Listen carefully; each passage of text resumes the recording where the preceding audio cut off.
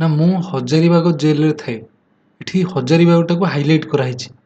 ତ ରେଖାଙ୍କିତ ପଦଟି କେଉଁ ପ୍ରକାର ବିଶେଷ୍ୟ? ଏଠି ଆମକୁ ଚାରିଟା ଅପସନ୍ ଦେଇଛି। ବିଶେଷ୍ୟ କହିଲେ ପାଞ୍ଚଟା ପ୍ରକାର ବିଶେଷ୍ୟ ଅଛି। ଗୋଟେ ହେଉଛି ନାମ, ଆଉ ଗୋଟେ ବସ୍ତୁ, ଆଉ ଗୋଟେ କ'ଣ ଗୋଟେ ଜାତି, ଗୁଣ, ଆଉ ରହିଛି କ'ଣ ନାମ, ବସ୍ତୁ, ଜାତି, ଗୁଣ, ଆଉ ଗୋଟେ କ୍ରିୟାବାଚକ ବିଶେଷ୍ୟ।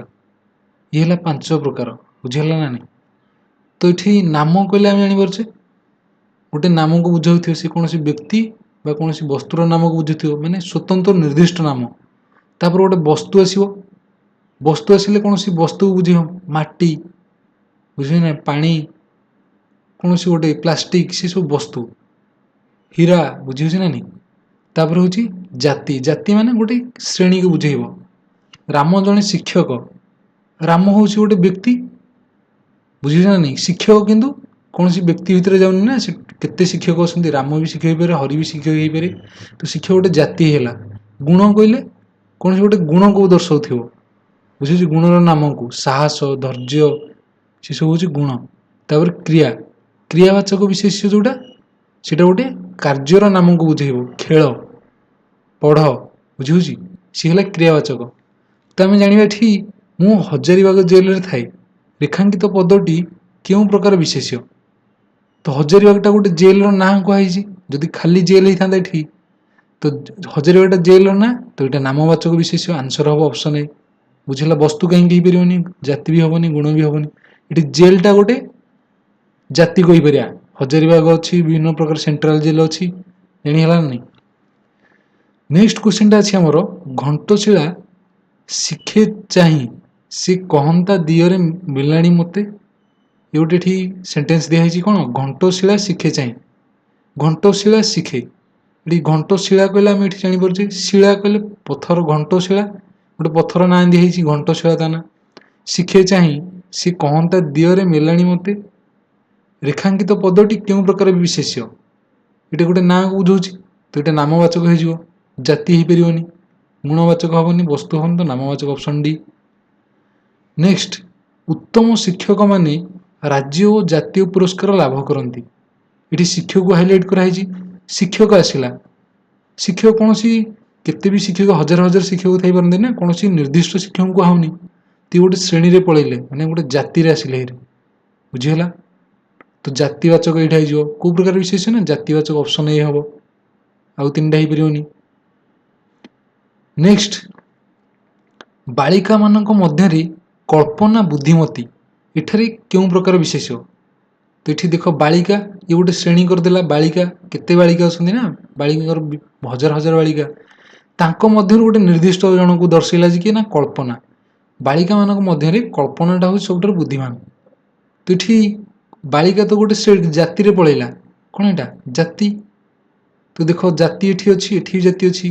ଏଇଟା ନାମ, ଏଠି ହେବନି। ଦିଟା କୌଣସି ଡି ନୁହେଁ, କଟିଯିବ। ଏବେ ଦେଖିଏ, କଳ୍ପନାଟା ନାଁରେ ଯାଉଛି, ନାମବାଚକ, ତ ବସ୍ତୁ ହେବନି ଏଇଟା, ତ ଏଇଟା ବି କଟିଗଲା। ତ ଅପସନ୍ ସି ହେଲା ଆନ୍ସର। ନେକ୍ସଟ କ୍ୱେଶ୍ଚିନ୍, ସାରିଆର ଗାଈଟିଏ ଥିଲା, ତାର ନାଁ ନେତ। ବୁଝିହେଉଛି? ସାରିଆର ଗାଈଟିଏ ଥିଲା। ସାରିଆ ଏଠି ଜଣେ ବ୍ୟକ୍ତିକୁ ବୁଝଉଛି, ତ ବ୍ୟକ୍ତି ମାନେ ନାମ ଆସିଲା। ତାର ନାଁ ନେତ, କାହାର ନାଁ? ଗାଈଟିର ନାଁ। ଗାଈଟିର ନାଁ ନେତ। ତ ଗାଈ ହେଉଛି ଗୋଟେ ଶ୍ରେଣୀ, ଗାଈ ହେଉଛି ଗୋଟେ ଜାତି। ତାଙ୍କ ଭିତରୁ ସେ ଗୋଟେ ଗାଈର ନାଁ ଦେଇଛି ନେତ। ତ ନେତଟା ଏଠି ନାମବାଚକ ଆସିଲା ହାରି। ତ ଏଠି ସାରିଆ ଆଉ କ'ଣ ନେତ, ଦୁଇଟା କି ନାମବାଚକରେ ଆସୁଛି। ତ ଦେଖିବା ଏଠି ବସ୍ତୁବାଚକ, ଜାତିବାଚକ, ଇଏ ହେବନି।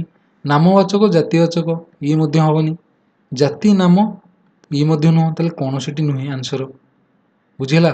ସାରିଆଟା ହେଉଥିଲା ନାମବାଚକ, ନେତଟା ମଧ୍ୟ ଗୋଟେ ନାମବାଚକ। ସେ ଗାଈ ଭିତରୁ ଜଣଙ୍କର ନାଁ ନା ନେଇ ଦିଆହେଇଛି। ଯେମିତି ହିମାଳୟ, ଗୋଟେ ପର୍ବତ ମଧ୍ୟରୁ ଗୋଟେ ପାହାଡ଼ର ନାଁ ଦିଆ ହେଇଗଲା। ବୁଝିହେଉଛି? ନେକ୍ସଟ କ୍ୱେଶ୍ଚିନ୍ ଦେଖିବା, କାଳିଦାସଙ୍କୁ ଭାରତର ସେକ୍ସପିୟର କୁହାଯାଏ।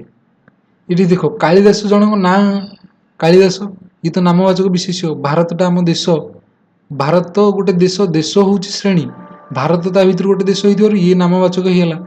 ସେକ୍ସପିୟର କୁହାଯାଏ, କାଳିଦାସଙ୍କୁ ଭାରତର ସେକ୍ସପିୟର କୁହାଯାଇଛି। ବୁଝିହେଲା ନାହିଁ? ଏଠି କାଳିଦାସଙ୍କୁ ମାନେ କାହା ସହିତ ତୁଳନା କରାହେଉଛି? ସେକ୍ସପିୟରଙ୍କ ସହିତ ତୁଳନା କରାହେଉଛି।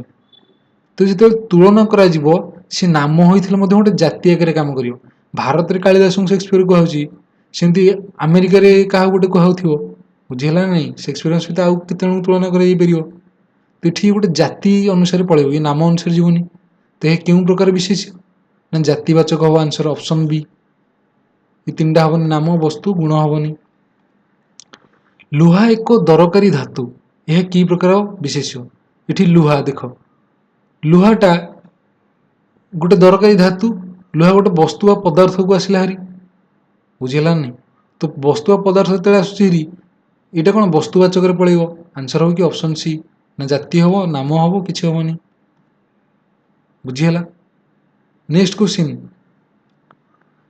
ताकू पहरिवा जणा नहीं इठी देखो पहरिवा कराइछि पहरिवाटा गोटे क्रियापद अनुसार जाउची पहरिवा बुझिछ ना नहीं रेखांकित शब्दटी केउ प्रकार विशेष्य इठी क्रिया गोटे धातुर माने क्रियार नाम को दर्शाउची सिद्ध क्रिया गोटे साध्य क्रिया गोटे मु इठी दी खाइबा लिखिबी बुझिउची इटा खाप धातुर आसीची लिखि खेल आ जने खेलुची खेलुची इटा होची साध्य क्रिया माने इटा तो क्रियार नाम इटा किंतु क्रिया आकार काम करिवो किंतु हमर क्रियावाचक विशेष्य हवा दरकार खेलटा गोटे क्रियावाचक विशेष्य पिला माने पडिया रे फुटबॉल खेलुछंती से खेलटा सेमानकु भलो लागे खेल आसिला फुटबॉल खेल समस्त को भलो लागे धर खेलटा जो इटा क्रियावाचक विशेष्य हे जो तो इठी पहरिवाटा को विशेष्य हबो ने क्रियावाचक बुझिला या पर क्वेश्चन आसुची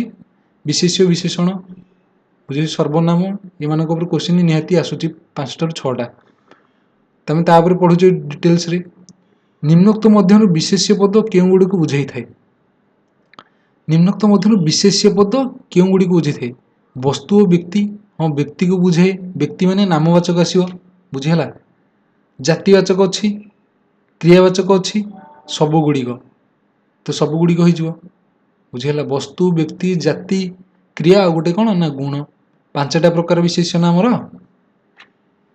तापर अछि मूर्तवाचक विशेष्य काहा कहा जे मूर्तवाचक माने जहा को हम स्पर्श करि परिया ग्रहण करि परिया इंद्रिय द्वारा देखि परिया बुझियो ना नहीं तो मूर्तवाचक विशेष्य काहा कहा जे ना जे विशेष्य गुडी देखि हुए नहीं भूल देखि हुए नहीं माने ताको कोन अमूर्तवाचक जे विशेष्य गुडी भाबी हुए इटा भूल जो विशेष गुडी को देखि हुए ग्रहण करि हुए सेटा मूर्तवाचक विशेष्य कहा जाय ऑप्शन सी नेक्स्ट लड़ई खेल पढ़िवा रांधणा खेलाड़ी 5टा दीची विशेष एमानक मध्यनु भिन्न विशेषटा कोन देखो देखो लड़ई गोटे क्रियार नाम खेल मध्य गोटे क्रियार नाम पढ़िवा क्रियार नाम रांधणा क्रियार नाम खेलाड़ीटा गोटे जाति गोटे क्लास को आसला हारी बुझियो ना नहीं खेलटा गोटे कोन जातिवाचक विशेष हो जो तो आंसर हम ये कि ऑप्शन सी भिन्न यहाँ है कि खेलाड़ी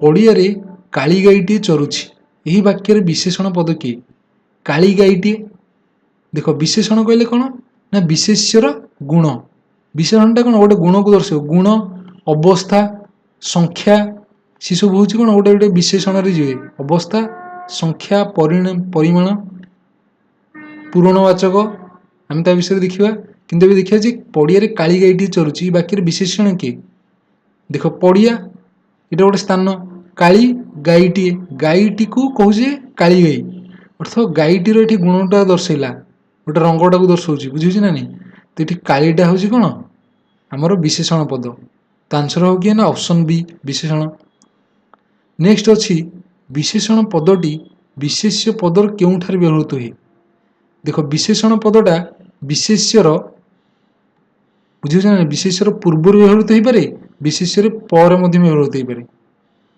तो देखिए ये विशेष्य पूर्वर अच्छी ऑप्शन ए हो पार विशेष्य पर यहाँ विशेष्य मझिरे यहाँ तो हेनी प्रथम दुईटी ठीक ये दुईटा कि हो पारे आंसर बुझेगा विशेष्य पूर्वर विशेष्य पर बुझेगा आम कहे सुंदर घर पुणी कौच घर टी सुंदर जानी हो ना नहीं सुंदरटा बहुत पर लगुच तो ये विशेष्य पर विशेष्य पूर्वर हो पार विशेषण पद नेक्स्ट क्वेश्चन अच्छी कौन बसंत ऋतु ଦକ୍ଷିଣା ପବନ ବହେ। ରେଖାଙ୍କିତ ପଦଟି କେଉଁ ପ୍ରକାର ବିଶେଷଣ? ଆମକୁ ବିଶେଷଣ ପଚାରିଲା। ବିଶେଷଣ କହିଲେ କ'ଣ ନା ବିଶେଷ୍ୟର ଗୁଣ। ଏଠି ଗୋଟେ କହିଲା ଯେ ବସନ୍ତ ଋତୁରେ ଦକ୍ଷିଣା ପବନ, ଏଠି ପବନକୁ ଅଧିକ କରିଦେଲା ଯେ ଗୁଣଟା ଦେଖେଇଦେଲା ଗୋଟେ କ'ଣ ନା ଦକ୍ଷିଣା ପବନ। ତ ଏଠି ଦକ୍ଷିଣାଟା କ'ଣ ଗୋଟେ ଅବସ୍ଥା କି? ନା ଅବସ୍ଥା ନୁହଁ। ବୁଝିଲେ ନା, ଭଙ୍ଗା ଘର, ସେ ଭଙ୍ଗାଟା ଗୋଟେ ଅବସ୍ଥା ଦର୍ଶାଉଛି। ଏଠି ଦକ୍ଷିଣା କୌଣସି ଅବସ୍ଥାକୁ ଦର୍ଶାଉଛି କି? ଦର୍ଶାଉନି। ପୂରଣବାଚକ ମାନେ ପ୍ରଥମ, ଦ୍ୱିତୀୟ, ତୃତୀୟ ଏମିତି କିଛି ପୂରଣ ସଂଖ୍ୟା ଦେଖାଉଛି କି ବାଚକ? ନା ସେମିତି ନୁହଁ। ସଂଖ୍ୟାବାଚକ 1 2 3 କିଛି ଦେଖାଉନି, ତ ଏଇଟା ମଧ୍ୟ ନୁହଁ। ତ ଗୁଣବାଚକ ଏଇଟା ହବ। ଆନ୍ସର ହେଲା କି ଅପସନ୍ ଡି। ବସନ୍ତ ଋତୁରେ ଦକ୍ଷିଣା ପବନ ବହିବା, ଏଇ ଗୋଟେ ଗୁଣବାଚକରେ ପଳେଇବ। ତ ଦକ୍ଷିଣାଟା ହେଲା କ'ଣ? ଗୁଣବାଚକ, ଅପସନ୍ ଡି। ଗୁଣବାଚକ ବିଶେଷଣର ବିଶେଷତ୍ୱ କ'ଣ? ଗୁଣବାଚକ ବିଶେଷଣ ତାର ବିଶେଷତ୍ୱଟା କ'ଣ ଦେଖିବା। ଦୁଇଟି ବିଶେଷ୍ୟ ମଧ୍ୟରେ ତୁଳନା ନିମନ୍ତେ ବ୍ୟବହୃତ ହୁଏ କି? ନା ଏଇଟା ଦୁଇଟି ବିଶେଷ ମଧ୍ୟରେ ଆମେ ତୁଳନା କରିବା ସେମିତି ତ ନାହିଁ। ତାପରେ ଦେଖିବା ଗୋଟିଏ ବିଶେଷଣ ପଦକୁ ଆଉ ଗୋଟିଏ ବିଶେଷଣ ବିଶେଷିତ କରେ, ଏଇଟା ମଧ୍ୟ ହୋଲ୍ଡରେ ରଖିବା। ବିଶେଷ୍ୟର ଧର୍ମ, ସ୍ୱଭାବ ଓ ପ୍ରକୃତିକୁ ବିଶେଷିତ କରେ, ଏଗୁଡ଼ାକ ହେଇପାରିବ। Option C. ଆମର ବିଶେଷ୍ୟର ଗୁଣ ହେଉଛି ବିଶେଷଣ, ତା ଆନ୍ସର ହେଲା ଅପସନ୍ ସି। ତୁଳନା ନିମନ୍ତେ ସେଇଟା ନୁହଁ, ତ ଦୁଇଟା ହେଇପାରିବନି। ତ ବିଶେଷ୍ୟର ଧର୍ମ, ସ୍ୱଭାବ, ପ୍ରକୃତିକୁ ଦର୍ଶାଇବ। ନେକ୍ସଟ କ୍ୱେଶ୍ଚିନ୍ ଅଛି, ଦଦରା ନାଁଟି ନଈରେ ବୁଡ଼ିଗଲା, ଏଠାରେ ବ୍ୟବହୃତ ବିଶେଷଣ ପଦଟି କେଉଁ ପ୍ରକାର? ଦଦରା ନାଁଟି, ଏଠି ବିଶେଷଣ କିଏ ୟା ଭିତରେ? ଦଦରା ନାଁ କହୁଛି, ବୁଝୁଛି। ନାଁଟା ପୁଣି ନାଁର ଅବସ୍ଥା ଗୋଟେ ଦର୍ଶାଇ ଦେଲା। ଦଦରା ଦେଖିବାକୁ କେମିତି? ନଈରେ ବୁଡ଼ିଗଲା, ନଦୀଟା ଏଠି କ'ଣ ଜାତିରେ ପଳେଇବ। ବୁଡ଼ିଗଲା, ବୁଡ଼ିଗଲା କ୍ରିୟା, ନାଁଟି ବିଶେଷ୍ୟ, ଦଦରାଟା ତାର ଗୁଣ। ତ ଏଇଟା କେଉଁ ବିଶେଷଣ? ନା ଅବସ୍ଥାବାଚକ। ଏଠି ସଂଖ୍ୟା ନୁହଁ କି ପୂରଣ ନୁହଁ, କିଛି ଗୁଣ ନୁହଁ, ଏଠି ଅବସ୍ଥାକୁ ଦର୍ଶାଉଛି, ଅବସ୍ଥାବାଚକ ବିଶେଷଣ। ବୁଝି ହେଉଛି। ନେକ୍ସଟ କ୍ୱେଶ୍ଚିନ୍ ଅଛି, ବୁଢ଼ା ଲୋକଟି ଶୀତରେ ଥରୁଛି, ଏଠାରେ ବ୍ୟବହୃତ ବିଶେଷଣ ପଦଟି କେଉଁ ପ୍ରକାର? ଦେଖ, ଆମ ସେଣ୍ଟେନ୍ସଟା ପଢ଼ିବା, ସବୁ ୱାର୍ଡକୁ ଦେଖିବା। ବୁଢ଼ା ଲୋକ, ଦେଖ ଦୁଇଟା ଶବ୍ଦ ଏଠି ଅଛି, ଗୋଟେ ବୁଢ଼ା ଗୋଟେ ଲୋକ। ଲୋକ ତ ଗୋଟେ ଆମେ ଜାଣିଛୁ ଲୋକ, ସେ ବୁଢ଼ା ହଉ କି ଯବାନ ହଉ ଯାହା ବି ହଉ, ଲୋକଟି ପୁଣି ଦେଖେଇଦେଲା ଯେ ବୁଢ଼ା ଲୋକ, ଲୋକଟିର ଅବସ୍ଥା ଦର୍ଶାଇଲା ଏଠି। ଜାଣିଛି ଶୀତରେ ଥରୁଛି, ଏଠି ଗୋଟେ ସମୟଟାକୁ ଦର୍ଶାଉଛି। ବୁଝୁ, ଶୀତ ଋତୁ ଥରୁଛି, ଏଠି ଏଇଟା କ୍ରିୟା, ତମକୁ ବିଶେଷଣ ବାହାର କରିବା। ଏଇଟା ତ ବିଶେଷ୍ୟ ପଳେଇଲା ଲୋକଟି, ବୁଢ଼ାଟା ତାର ହେଲା ବିଶେଷଣ, ତ ବୁଢ଼ା ଲୋକଟି କ'ଣ ଅବସ୍ଥାବାଚକ ହେଇଯିବ, ଅପସନ୍ ଡି। ନେକ୍ସଟ ଅଛି, ରାଜ୍ୟସଭାରେ 250 ସଭ୍ୟ ଅଛନ୍ତି, ଏହି ବାକ୍ୟରେ ବିଶେଷଣ ପଦ କେଉଁଟି? ରାଜ୍ୟସଭା, ରାଜ୍ୟସଭା ଇଏ ଗୋଟେ ବିଶେଷ୍ୟ ପଳେଇବ, ରାଜ୍ୟସଭା, ଲୋକସଭା। ବୁଝିହେଉଛି ନା ନାହିଁ? ତାପରେ 250 ଇଏ ଗୋଟେ ଆସିଲା ଭାରି ସଂଖ୍ୟା, ସଭ୍ୟ, ରାଜ୍ୟସଭାରେ ସଭ୍ୟ ଅଛନ୍ତି, ପୁଣି ଗଲେ ଯେ 250 ସଭ୍ୟ, ତ ସଭ୍ୟକୁ ଦର୍ଶାଇଲେ ଏତିକି ସଭ୍ୟ, ତ ଏଠି କ'ଣ ସଂଖ୍ୟାବାଚକ ଆସିଲା ଭାରି। এটা କୋଉ ବିଶେଷ? 250ଟା ସଂଖ୍ୟାବାଚକ ବିଶେଷଣ। ଏହି ବାକ୍ୟରେ ବିଶେଷଣ ପଦ କେଉଁଟି? ନା 250, ଅପସନ୍ ସି। ବୁଝିହେଲା। ନେକ୍ସଟ, କ୍ରିୟା ବିଶେଷଣର ବିଶେଷତ୍ୱ କ'ଣ? କ୍ରିୟା ବିଶେଷଣ ମାନେ କ୍ରିୟାର ଗୁଣକୁ ଦର୍ଶାଇବ। ମୁଁ ଖାଉଛି, ବୁଝୁଛି, ଖାଉଛି ହେଲା କ୍ରିୟା। ଧୀରେ ଧୀରେ ଖାଉଛି ଲେଖିବି ଯଦି, ଧୀରେ ଧୀରେ ଖାଉଛି, ତ ଏଠି ଧୀରେ ଧୀରେଟା କ'ଣ ଗୁଣକୁ ଗୋଟେ କ'ଣ ଦର୍ଶାଇଲା, ଗୁଣ ଏଠି କ୍ରିୟାକୁ ବିଶେଷିତ କଲା। ସେ କେମିତି ଖାଉଛି ନା ଧୀରେ ଧୀରେ, ତ ଏଠି କ୍ରିୟା ବିଶେଷଣ ଏଇଟା ହେଇଯିବ। ତ କ୍ରିୟା ବିଶେଷଣର ବିଶେଷତ୍ୱ କ'ଣ? କ୍ରିୟାକୁ ବିଶେଷିତ କରୁଥିବା ବିଶେଷଣ, ବିଶେଷଣକୁ ବିଶେଷିତ କରୁଥିବା ବିଶେଷଣ, ଏଇଟା ଭୁଲ, ଏଇଟା କ୍ରିୟାକୁ ବିଶେଷଣ କରୁଛି, ତ ଅପସନ୍ ଏ ହେଇଯିବ। ଏଇଟା ବିଶେଷ୍ୟକୁ, ଏଇଟା ନୁହଁ, ତ ଆନ୍ସର ହେଲା କି ଅପସନ୍ ଏ। ନେକ୍ସଟ ଅଛି, ଦୀପଟି ମିଞ୍ଜି ମିଞ୍ଜି ଜଳୁଛି, ଏହି ବାକ୍ୟରେ ବ୍ୟବହୃତ ବିଶେଷଣ କି ପ୍ରକାର? ଦୀପଟି ମିଞ୍ଜି ମିଞ୍ଜି ଜଳୁଛି, ଜଳିବା କ୍ରିୟା, ଦୀପଟି ବିଶେଷ୍ୟ, ମିଞ୍ଜି ମିଞ୍ଜି, ବୁଝିଛି, ଏଇଟା କାହାକୁ ଦର୍ଶାଉଛି ନା ଜଳିବା ପ୍ରକ୍ରିୟାକୁ, ଗୁଣଟାକୁ ଦର୍ଶାଉଛି।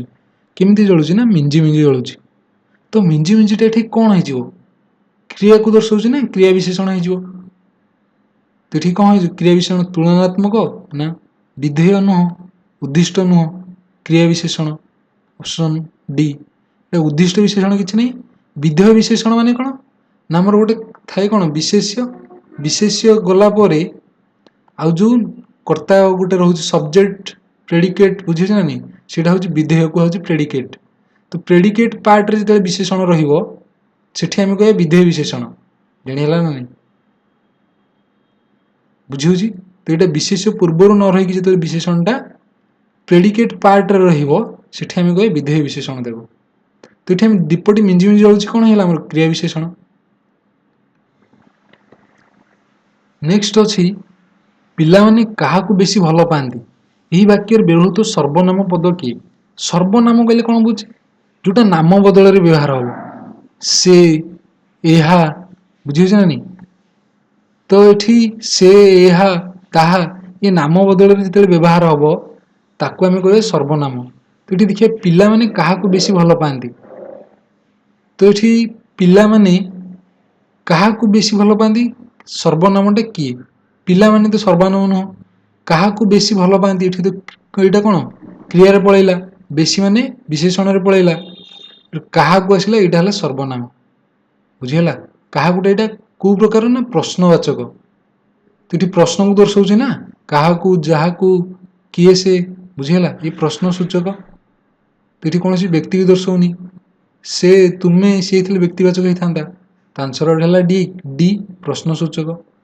निर्देशवाचक माने ताहा निर्देश दर्शैला ताहा एहा गोटे निर्देश दर्शैब बुझीगला निर्णायक निर्णायक माने कौन गोटे निर्दिष्ट मिलू माने उभय ये दुई जन कथा दर्शाऊँ उभय ओ रे आम केते जन जाने उभय दुई जन जाना सी हूँ निर्णायक सर्वनाम सेमती देखिए नेक्स्ट क्वेश्चन गली आईली जहाँ देखली ताहा कहली यही वाक्य व्यवहृत सर्वनाम क्यों धरणर देख सर्वनाम देखा गली आईली ये सर्वनाम किसी ना जहाँ आसला जहाँ देखिली ताहा कहली ताहा गोटे अच्छी जहाँ ताहा दीटा आसूची बुझीगला गोटे तुलनात्मक भाया आसूची तो ये निर्देशक सर्वनाम ना प्रश्नसूचक सर्वनाम ना व्यक्तिवाचक ना सबुगुड़िक भूल तो ये डी हेनी प्रश्नसूचक हेनी व्यक्तिवाचक हेनी निर्देशक हो पार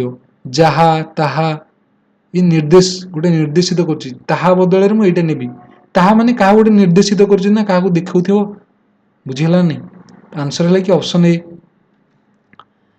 कल्पना मेधाविनी गीता सेपरी नुहे देख मेधाविनी सेपरी सहित तुलना यही वाक्य व्यवहृत सर्वनाम क्यों प्रकार इठी मेधाविनी सहित तुलना कराई बुझीगला तो ये प्रश्नसूचक नुह व्यक्तिवाचक नुह संबोधवाचक नुह संबोध माने सेठी गोटे संबोध आसो जमी संबोध पद आम कहीपर संबोध पद अनुसार ताहार बुझुची र लगिला ये संबोध षष्ठी आम जाने तो संबोधवाचक गोटे रोचे तो ये संबोध नुह ये निर्देशवाचक निर्देशवाचक सर्वनाम कहले गोटे क्या निर्देशित करेपरीटा क्या दर्शाऊँ ये मेधाविनी की कल्पना मेधाविनी गीता सेपरी नुहे बुझीगला ना नहीं तो सेपरी नुहे माने मेधाविनी नुहे तो आंसर है कि डी ऑप्शन डी नेक्स्ट मु स्कूल को जीवी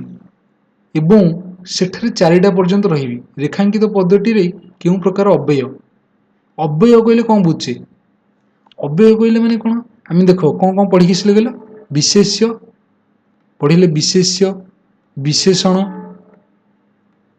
आ कौन पढ़ले क्रिया उपर पढ़िले किछि सर्वनाम यहाँ हूँ अव्यय ये वाक्यर 5टा मेन जिनस बुझीगला विशेष्य तो जानिले नाम वस्तु क्या गोटे दर्शाऊ विशेषण गुण को दर्शाऊ क्रियाटा कार्य को दर्शेब सर्वनामटा नाम बदल व्यवहार हम अव्यय कहले कौन अव्यय कहले किसी एक्सट्रा पार्ट एमती जोटा कि तापर कौन काल कर्म कारकर कौन प्रभाव रही बुझीगला नहीं मु खाइली से खाइला खाइली खाइला दीटा अलग हो ना नहीं खाइली खाइला से कौन कर्ता चेंज हो पारे विशेष विशेषण परिवर्तन हो पार रूप किंतु अव्यय पदर इठी जहाँ भी यूज हम ये सी तार कौन अव्यय पदर कौन चेंज हेनी अव्यय से लिखा कौन ना कि व्यय कर हेनी बुझीगला तो ये देखिए मु स्कूल को जीवी एवं ସେଠାରେ 4ଟା ପର୍ଯ୍ୟନ୍ତ ରହିବି ଏବଂ ଏଠି ଯୋଗ କଲା ଗୋଟେ 2ଟା ବାକ୍ୟକୁ ଯୋଗ କଲା ମୁଁ ସ୍କୁଲକୁ ଯିବି ଏବଂ ସେଠାରେ 4ଟା ପର୍ଯ୍ୟନ୍ତ ରହିବି। ଏଠି କ'ଣ ହେଲା ଯୋଗ ହେଲା ତାକୁ କୁହାଯାଏ ସଂଯୋଜକ ଅବୟବ। କ'ଣ କହନ୍ତି ସଂଯୋଜକ ବିଭକ୍ତି ସୂଚକ ନୁହଁ। ଏଠି କୌଣସି ବିଭକ୍ତି ଦର୍ଶାଉଛି କି ନା ବିନା ବିନା ଯୋଗେ ଦ୍ୱିତୀୟ ବିଭକ୍ତି ବୁଝିହେଲା ନାହିଁ ତ ଏଠି ବିଭକ୍ତି ସୂଚକ ନୁହଁ। ବିକଳ୍ପାର୍ଥକ ବିକଳ୍ପ କିଛି ଦର୍ଶଉନି ବା କିମ୍ବା କିଛି ବିକଳ୍ପ ଦର୍ଶଉନି ସେଇଟା ହେଇଥିଲା ବିକଳ୍ପ କିଏ ନା ବା କିମ୍ବା ଇଏ ହେଉଛି ନା ଇଏ ହେଉଛି କ'ଣ ବିକଳ୍ପ ଗୋଟେ ଦର୍ଶେଇବ ଏଇଟା ନା ସେଇଟା ତ ଇଏ ମଧ୍ୟ ନୁହଁ। ବିଯୋଜକ ମାନେ ଅଲଗା କରିଦେବ ଇଏ ନୁହଁ। ଏବଂଟା ହେଲେ ସଂଯୋଜକ ଅପସନ୍ ସି ଓଟା ମଧ୍ୟ ସଂଯୋଜକ ହବ। ନେକ୍ସଟ ଅଛି ଆମର ପୁଅ କଟକ ଗଲା ମାତ୍ର ବାପାଙ୍କୁ ଦେଖା କଲା ନାହିଁ ରେଖାଙ୍କିତ ପଦଟି କେଉଁ ପ୍ରକାରର ଅବୟବ?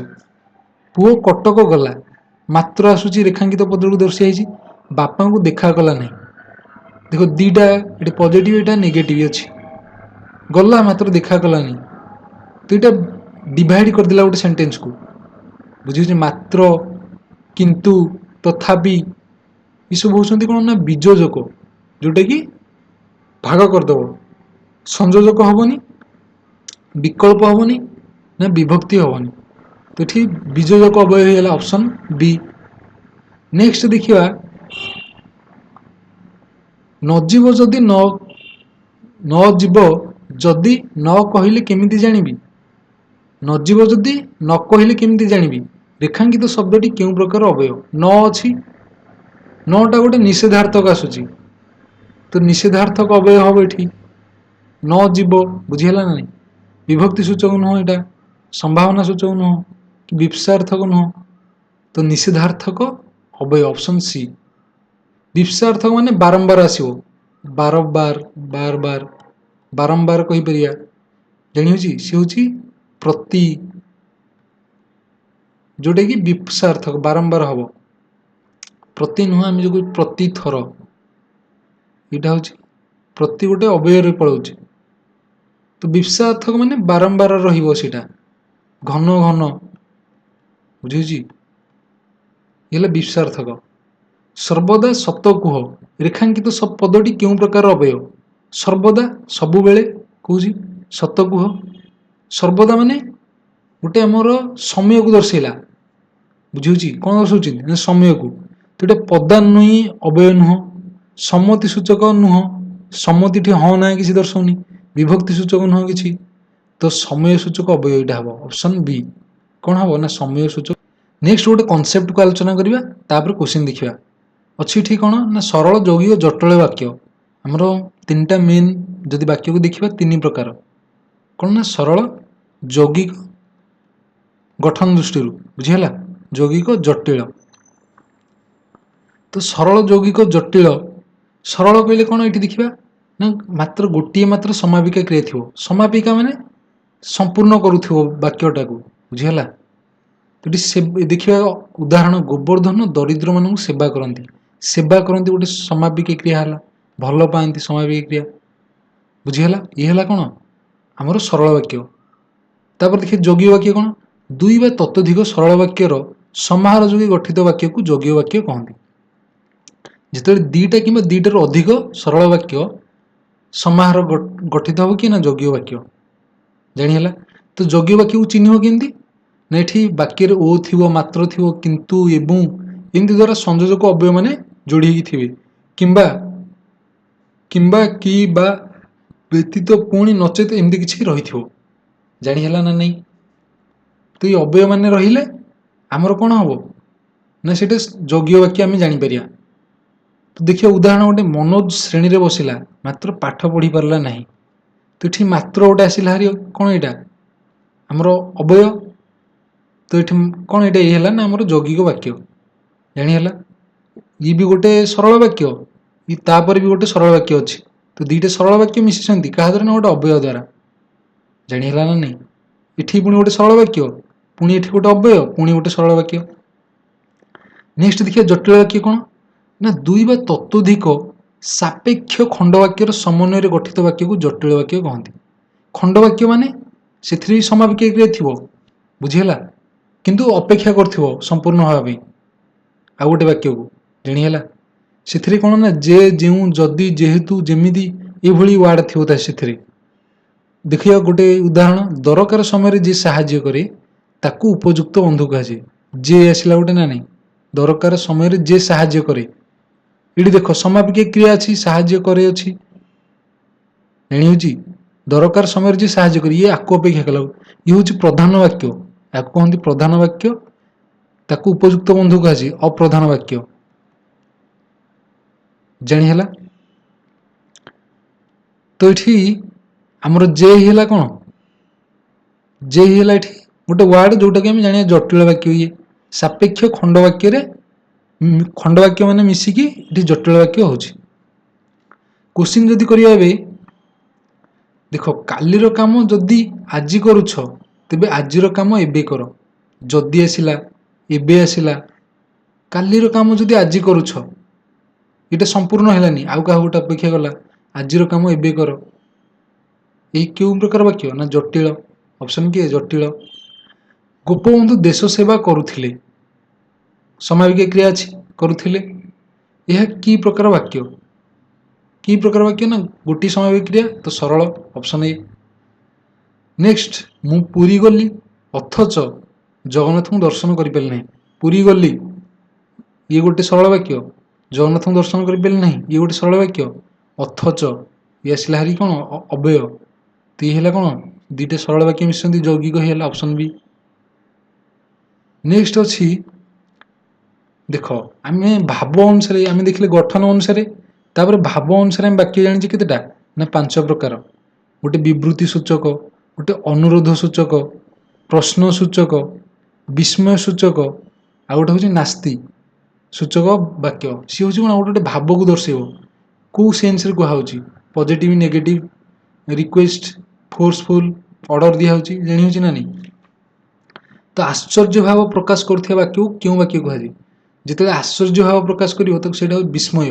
ବିସ୍ମୟ ଅର୍ଥ ବି ଆଶ୍ଚର୍ଯ୍ୟ ନା, ତ ବିସ୍ମୟ ସୂଚକ ବାକ୍ୟ ତାକୁ କୁହାହବ। ପ୍ରଶ୍ନ ସୂଚକରେ ପ୍ରଶ୍ନ ଆସିବ, ପ୍ରଶ୍ନ ପଚାରୁଥିବ, ସେଠି କ୍ୱେଶ୍ଚିନ୍ ମାର୍କ ଥିବ। ଅନୁରୋଧରେ ଅନୁରୋଧ କରାଯିବ। ବିବୃତ୍ତିରେ ଗୋଟେ ସରଳ ବାକ୍ୟ ଭଳି ବିବୃତ୍ତି, ଗୋଟେ ଷ୍ଟେଟମେଣ୍ଟ ଦିଆଯିବ, ଜାଣିହେଲା। ନାସ୍ତି ସୂଚକ ବାକ୍ୟରେ, ନାସ୍ତିରେ ନାହିଁର ଅର୍ଥ ଆସୁଥିବ, ନାହିଁ, ବୁଝିପାରିଲ, ନିଷେଧର ଅର୍ଥ ଆସୁଥିବ କିଛି। ନାସ୍ତି ସୂଚକ ବାକ୍ୟରେ ନିମ୍ନୋକ୍ତ କେଉଁ ସୂଚନା ପ୍ରଦାନ କରିଥାଏ? ବିସ୍ମୟ ବାକ୍ୟ ନା କୌଣସି ପ୍ରଶ୍ନର ସୂଚନା, ନାସ୍ତିର ସୂଚନା? ତ ନାସ୍ତିର ସୂଚନା ହବ ଅପସନ ସି। ଆଦେଶ ଭାବ କୋଉଠି ନା ଅନୁରୋଧ ସୂଚକ ବାକ୍ୟ, ଜାଣିହେଲା। ଇଂଲିଶରେ କଣ କହୁଛେ ଆମେ? ଇମ୍ପରେଟିଭ ସେଣ୍ଟେନ୍ସ। ନେକ୍ସଟ ଅଛି, ଆଜ୍ଞା ମତେ ଟିକେ ସାହାଯ୍ୟ କରନ୍ତୁ। ଏଠି ଦେଖ ଆଜ୍ଞା ଆସିଲା, ମତେ ଟିକେ ସାହାଯ୍ୟ କରନ୍ତୁ, ଅନୁରୋଧ କରାହେଲା। ତ ବାକ୍ୟଟିରେ କେଉଁ ଭାବ ପ୍ରକାଶିତ ହେଲା ନା ଅନୁରୋଧର, ଅପସନ ଏ ଅଛି ଅନୁରୋଧ। ପରିବେଶକୁ ସଫା ରଖ, ଏହା କି ପ୍ରକାର ବାକ୍ୟ? ସଫା ରଖ କୁହାହଉଛି ପରିବେଶକୁ, ଏଠି କୌଣସି ଅର୍ଡର ଦିଆ ହେଇନି, ପରିବେଶକୁ ସଫା ରଖ, ଗୋଟେ ସିମ୍ପଲ ସେଣ୍ଟେନ୍ସ। ତ ଏଇଟା ବିବୃତ୍ତି ସୂଚକ। କଣ ଏଇଟା? ବିବୃତ୍ତି ସୂଚକ, ଅପସନ ଏ। ଏ ବର୍ଷ ପ୍ରବଳ ବର୍ଷା ହୋଇଛି, ଏ ବର୍ଷ ପ୍ରବଳ ବର୍ଷା ହୋଇଛି, ଏହା କି ପ୍ରକାର ବାକ୍ୟ? ଏହା ମଧ୍ୟ କଣ? ବିବୃତ୍ତି ସୂଚକ, ଜାଣିହେଲା। ନେକ୍ସଟ, ତମେ କଣ କାମକୁ ପାରିବ?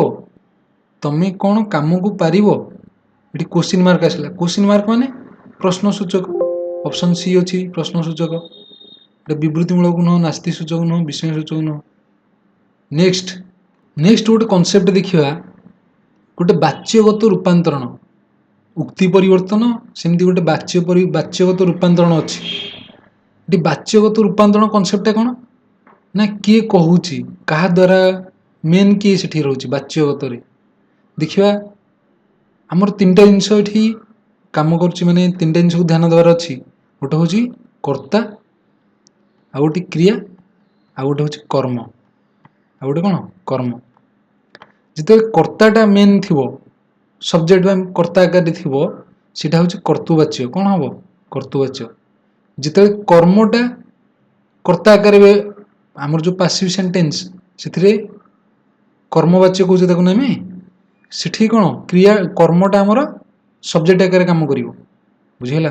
ତ ଯେତେବେଳେ କର୍ତ୍ତାଟା କର୍ତ୍ତା ହିଁ ଥିବ, ସେଇଟା କର୍ତ୍ତୃବାଚ୍ୟ। କର୍ମଟା ଯେତେବେଳେ କର୍ତ୍ତା ଆକାରରେ କାମ କରିବ, ସେଠି କର୍ମବାଚ୍ୟ। ଯେତେବେଳେ କ୍ରିୟାଟା କର୍ତ୍ତା ଆକାରରେ କାମ କରିବ, ସେଇଟା ହଉଛି ଭାବବାଚ୍ୟ। बुझीगला एतिक डिफरेन्स मात्र। देखिए क्वेश्चन देखिए राधा श्याम द्वारा भाषण भल हुए। देख राधा श्याम द्वारा भाषण भल हुए कहुई आम कही पारि राधा श्याम भल भाषण दियंती डायरेक्ट होता ये कि कौन कहला राधा श्याम द्वारा या इम्पोर्टान्स दिहला कहले भाषण भल हुए कौन भल हुए ना भाषण भल हुए तो भाषणटा मेन रोल नेला तो यहाँ कर्म होगा भाषणटा कर्म ना ये तो कर्मवाच्य जो कर्मटा को प्राधान्य दिहब से कर्मवाच्य हो आंसर है। ये देख राधाश्याम भल भाषण दे पारती तो राधाश्याम को ये इम्पोर्टान्स दिहला सी भल भाषण दे पार्टी ये कर्तुवाच्य बुझीला डिफरेन्स कौन ये भाषणटा मेन रोल नौ भाषण भल हुए राधाश्याम द्वारा ये कर्ता को प्राधान्य दिहलानी तो ये कर्मवाच्य है ये कर्मटा को प्राधान्य दिहला बोली ये कर्मवाच्य सेमती जो भाववाच्य देखा ये देख तनुजा नाचु नाचवा हूँ क्रिया नाचवा हूँ कौन क्रिया तनुजा नाचु यहाँ कर्तुवाच्य तनुजार नाच हेउ देख नाचवा को इम्पोर्टान्स दिहला ये प्राधान्य दिहला तनुजार नाच हेउ तो नाचवाटा मेन रोल नेला तो ये भाववाच्य है तनुजार यहाँ हटई दियो नाच हेउ गोटे हो पारे ना नहीं तो ये नाचटा गोटे कर्ता आकार कम कला ये तो नाचटा है कौन कर्ता आकार कम कला तो ये भाववाच्य ये तनुजार नाच हेउ ये है कौन भाववाच्य डिफरेन्स जानी हो कर्ता क्रिया कर्म जो क्रिया कर्ता भली कम कर भाववाच्य जो कर्म कर्ता भली कम कर हूँ कर्मवाच्य एति जिनस। क्वेश्चन देखिए जदि क्यों वाक्यटी कर्मवाच्य अच्छी ऑप्शन देखिए सुधांशु आंब खाऊची ये डायरेक्ट एक्टिव बुझे ना नहीं एक्टिव वॉइस सुधांशु आंब खाऊची तो यहाँ हेनी पंडितंकर पुराण पढ़ा हो देख पंडित पुराण पढ़ुंट से एक्टिव सेंटेंस ही था पंडितंकर पुराण पढ़ा हो बुझीगला ना नहीं पुराण पढ़ा हो तो पुराण को इम्पोर्टान्स दिहला पंडित पुराण पढ़ुंट सीटा होता कौन कर्तुवाच्य पंडितंकर पुराण पढ़ा हो यहाँ कौन आमर कर्मवाच्य तो आमको कर्मवाच्य कथा पचार तो यहाँ कर्मवाच्य हो पार देखिए सीटा देखिए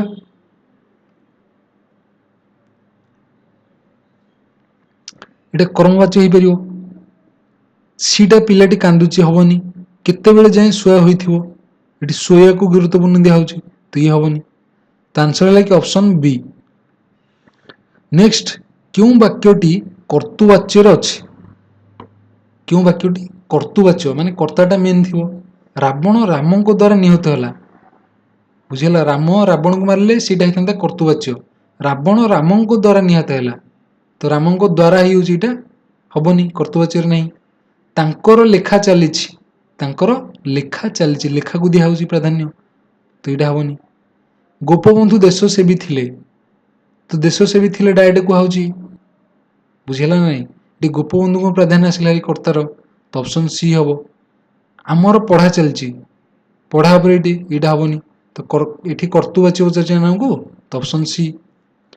नेक्स्ट अच्छे माँ रंधा चली ये वाक्यटी क्यों वाच्य लिखित माँ रंधा चली बुझी माँ ये माँ रांधुंट गोटे हो पार था किंतु लिखाई माँ रंधा चलाई मैंने क्रियाटा को इम्पोर्टान्स दिला रंधा चली चली क्रिया नेला रंधाटा ये कौन कर्ता आकार व्यवहार है तो यहाँ कौन भाववाच्य कौन यहाँ भाववाच्य भाववाच्य माने कौन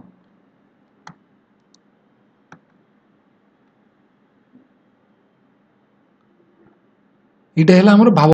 नेक्स्ट गोटे कॉन्सेप्ट देखा सीटा हूँ कौन परोक्षोक्ति प्रत्यक्षोक्ति प्रत्यक्ष माने सीधा सड़क प्रत्यक्ष तुम जहाँ देख सी कह परोक्ष माने तुम हिसाब से तुम कह बुझीगला देखिए प्रत्यक्ष माने देख शिक्षक कहले मु आज इंग्राजी पढ़ाइबी देख जड़े ये शिक्षक कहले क्लास को आसिले शिक्षक कहले मु आज इंग्राजी पढ़ेबी तो ये राम ता सांग को कहूँ सारे जहाँ कहले सी कहूँ कौन सांग को कहले सार आज कौन कहले ना मु आज इंग्राजी पढ़ेबी शिक्षक कहले मु आज इंग्राजी पढ़ेबी बुझेगा ये जिनसटा सी डायरेक्ट कहला तो ये प्रत्यक्ष उक्ति शिक्षक भाषाटा को कहला सी डायरेक्ट बुझेगा କିନ୍ତୁ ସିଏ ଯେତେବେଳେ ନିଜ ଆକାରରେ ନିଜ ୱେରେ କହିବ ଜାଣିହେଉଛି ସେଇଟା ହେଇଯିବ ପରୋକ୍ଷ।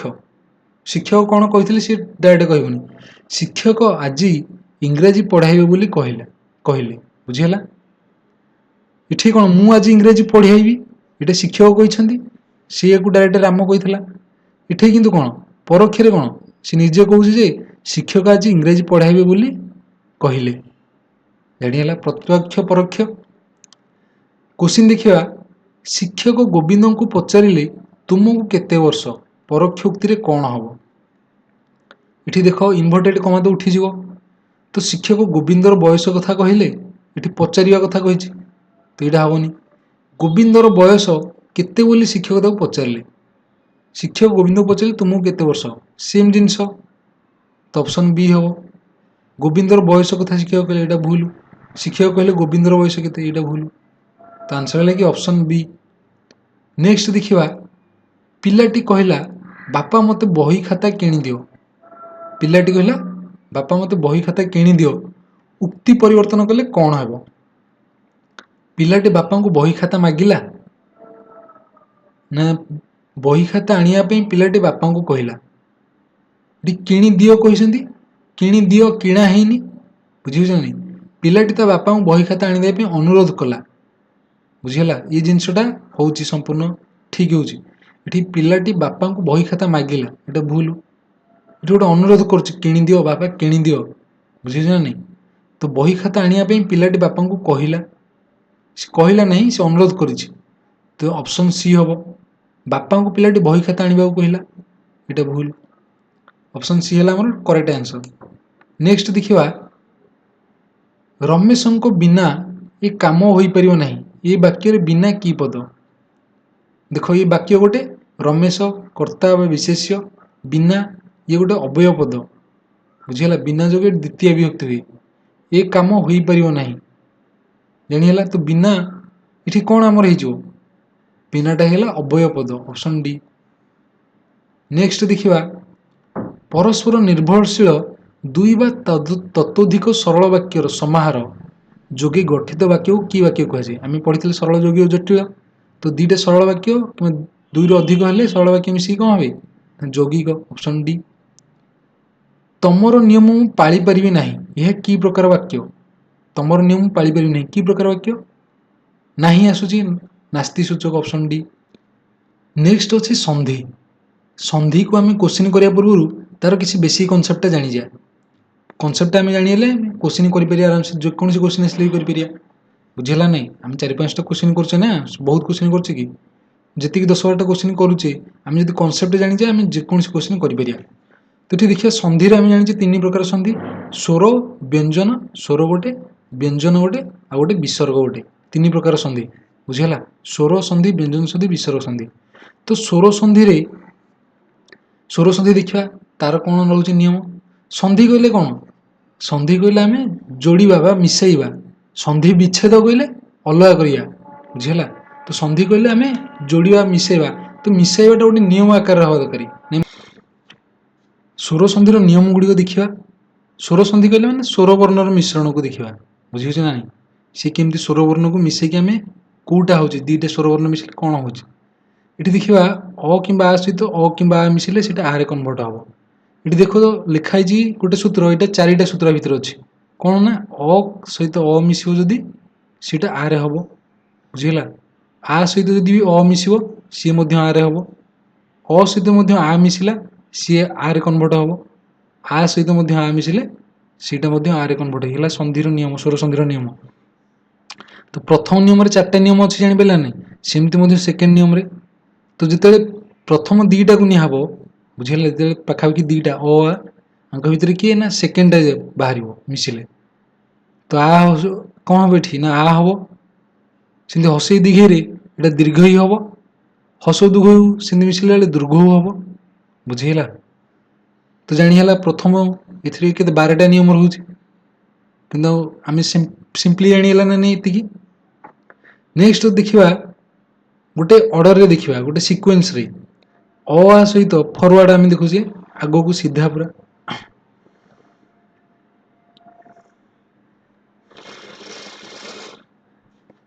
आम गोटे भी देखिए सिक्वेन्स जदि मिसेबा परवर्ती क्रम मिसेबा अ किंबा आ सहित जदि हसई दीर्घ मिशुची सीटा कौन हो ना ए कौन हो ए बुझे ये चार्टा नियम बाहर तो कौन हम ना अ सहित इ मिसिले ए हम आ सहित दीर्घ मिसिले ए हम अ सहित दीर्घ मिसिले ए हम बुझेगा ये सेमती अ सहित हस दीर्घ मिसिले ओ रे हम एमती गोटे गोटे मन रखी जदि मन रही अ इ ए अ उ ओ हो अ रु अर हम जाणीगला सेमती अ सहित ए ऐ मिसेले सेटा ऐ हम अ सहित ओ मिसेले औ हम बुझी ये नियम ये जिनस जदि उल्टा हम मु उल्टा मिसेबी हसई दीर्घ सहित जदि अ मिसेबी सेटा य हम हसई सहित जदि आ मिसेबी सेटा या हम या बुझेगा दीर्घ या आ या से दीर्घ हसई दीर्घ सहित उ मिसेबी यू है इ देख प्रथम रोचे इ तापर उ आस तो से अनुसार यू ये या बुझेगा नहीं से उ अ ओ हो उ अ ओ जाणीगला आपको सीधा साधा उच्चारण कले ओ जदि उ आ मिसाऊँ वा उ ए हूँ मिसिले ओ ए हम ये कौन संधिर नियम स्वर संधिर नियम ये नियम मन रही जहाँ भी क्वेश्चन आसिले कर जड़े नेक्स्ट देखिए क्वेश्चन देख ये अच्छी भूर्ध संधि विच्छेद कराव संधि विच्छेद माने मला करी तो भू ये दुर्घ अच्छी ना नहीं तो आम जाचे दुर्घ मिसिले दुर्घ हसऊ दुर्घ मिसिले दुर्घ तो ये देख ये कौन गोटे भू आ गोटे ऊर्ध बुझीगला तो देख भू एठी गोटे दुर्घ तापर ऊर्ध ऊर्ध तो नुह खाली ऊर्ध अच्छी तो यहाँ हो पारनी इठी भू इठी भू इठी भू हसऊ आमर भू अर्थ पृथ्वी पृथ्वी ऊपर को हूँ भूर्ध बुझीगलानी तो ये येटा हो पार हसऊ हेनी ये दीटा हो पार भू भू यहाँ तो ऊर्ध अच्छी यहाँ हेनी ऊर्ध अच्छी यहाँ ठीक अच्छे ऊर्ध मैंने ऊपर तो भूर्ध यहाँ इठी अच्छी दुर्घ शुभा कौन ये दुर्घ ना नहीं भू दुर्घ शुभा पुणी ये दुर्घ दुर्घ दुर्घ मिसिले दुर्घ हम तो भूर्धटा हम कौन भूर्ध ऑप्शन घ सेमती अन्वेषण ने अच्छी अन्वेषण गोटे जिनस हूँ जो ग्रामर नहीं आमर मेन कथा हूँ शब्द उपरे फोकस करार अच्छे शब्द को ध्यान देवार अच्छी शब्द को ध्यान देले जापर कौन हम अन्वेषण अन्वे आम ये कौन शुभा ए शुभा ना ओए अच्छी ये गोटे ओए कौन हो ओए आम पढ़ी उ आउ ए मिसिकी ओए हम ना नहीं कौन हम उ ए ओए तो ये देख अनुयुक्त ईषण तो उ कौटी अच्छी ये अन्वेषण यहाँ हेनी अन्वेषण यहाँ हेनी अनुयुक्त ईषण उ ये रहा अनुरे उ आसूची ये ये रोचे उ ए मिसिक ओ है अन्वेषण तो यहाँ हेनी बुझीगला ये मन इच्छा आम मिसई पारे गोटे नियम अनुसार मिस ना अन्वेषणटा है कौन अनुयुक्त ईषण ख स्वागत स्वा वा आसला तो वाटा केमती होता आम पढ़ते ना ये ओएटा केमती उ ए है ओ ए है जानी ये स्वागत सेमती कौन उ आ मिसिकी वा हम कौन हम वा ये वाटा हूँ आम ये इंपोर्टाट आम ये जाना कौन रोचे कौन मिसिकी कौन हो स्वागत स्वा है वा शुभा आमको स्वा तो वाटा है उ आ मिसिले वा तो स्वागतटा केमती हम सु गोटे आसा दरकार ये सो आसूची तो ये हेनी ये सु अच्छी ये स्वा अच्छी यहाँ हेनी ये सुयुक्त आगत स्वागत उ आ मिसिकी है कौन वा तो स्वागत है घ आंसर नेक्स्ट क्वेश्चन देखिए गवाक्ष संधि विच्छेद कर गवाक्ष ये आकार अच्छी तो गोटे गवाक्ष गब अक्ष गो अक्ष गब अक्ष ये कौन हम देख गवाक्षटा हम कौन ना गो अक्ष गो अक्ष तो ये हूँ गवाक्ष मन रख ओ आ मिसिले हम कौन ना अब कौन हम अब जानीगला औ आ मिसिले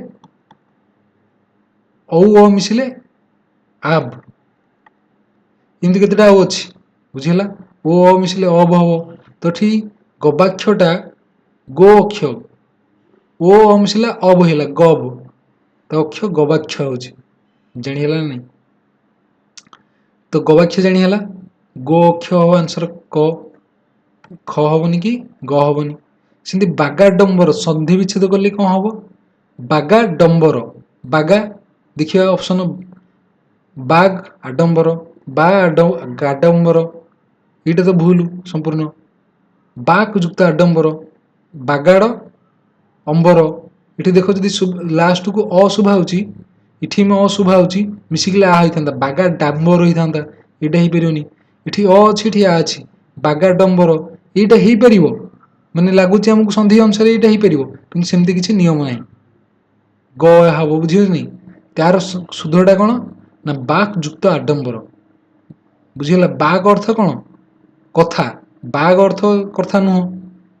ଯିଏ ବଢେଇ ଚଢେଇ କହେ, ଆମର ଯୋଉ ଶବ୍ଦ ସେ ଗୋଟେ ସାର୍ଥକ ହବା ଦରକାର ନା, ସାର୍ଥକ ଶବ୍ଦ। ଆଉ ମନ ଇଚ୍ଛା ଆମେ ସନ୍ଧି ବିଚ୍ଛେଦ କରିବା, ମନ ଇଚ୍ଛା ଶବ୍ଦ ବାହାର କରିବା କି? ତ ଏଠି ବାକ୍ ଟା ଗୋଟେ ହେଇପାରିବନି।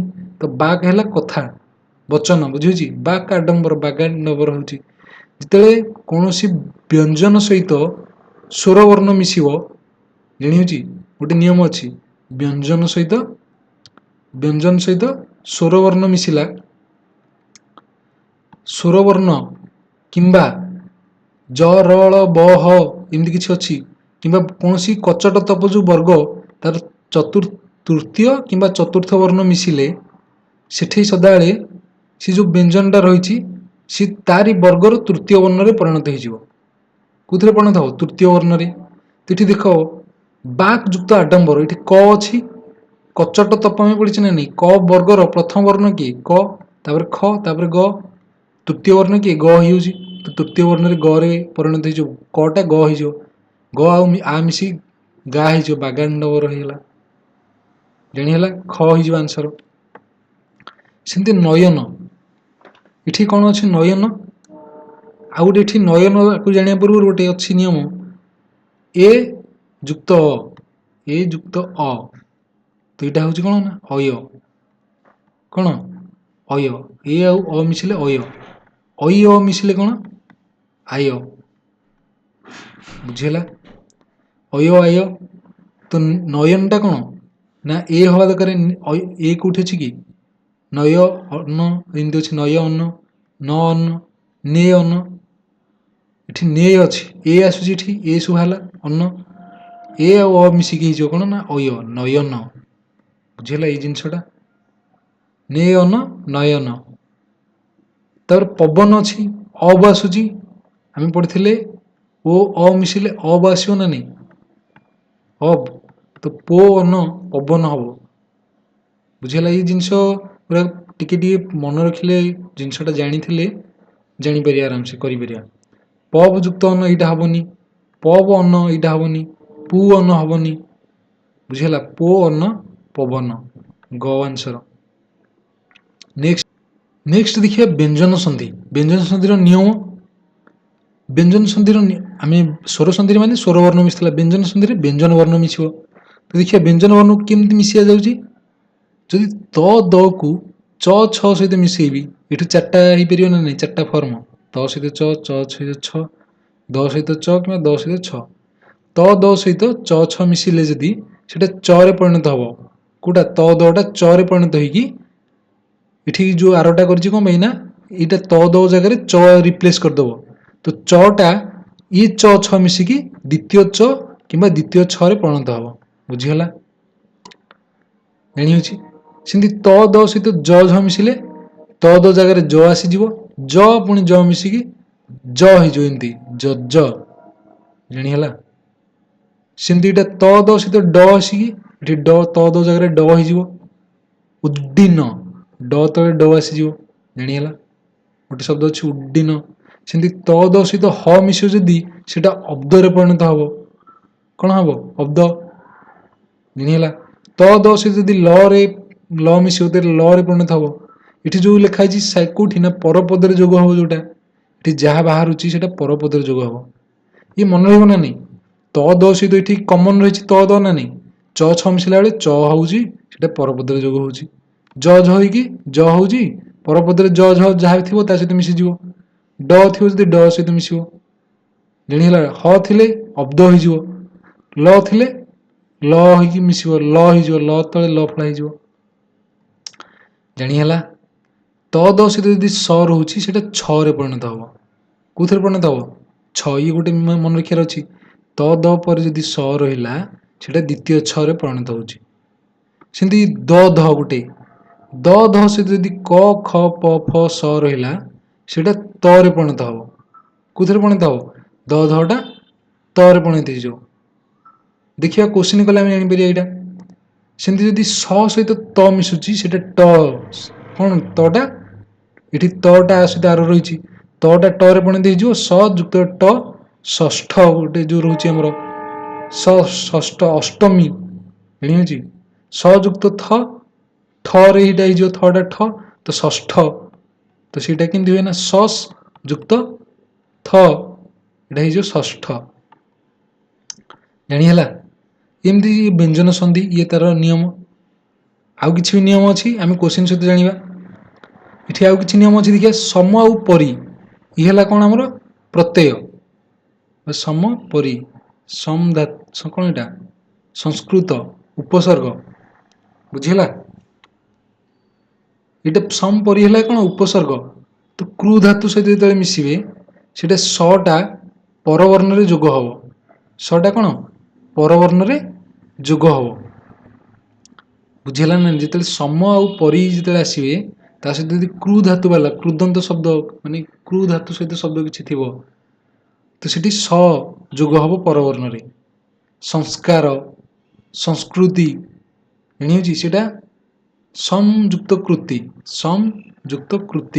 संस्कृति होची संस्कृति जानि हला ना सेटा सटा परवर्ण रे क सहित जोड़ी होची संस्कृति होची सेमति व्यंजन सहित यदि छ जोग होची सेटा द्वितीय छ परिणत होची कोथरे पणा होची द्वितीय छ अंतस्थित स्वरवर्ण परे च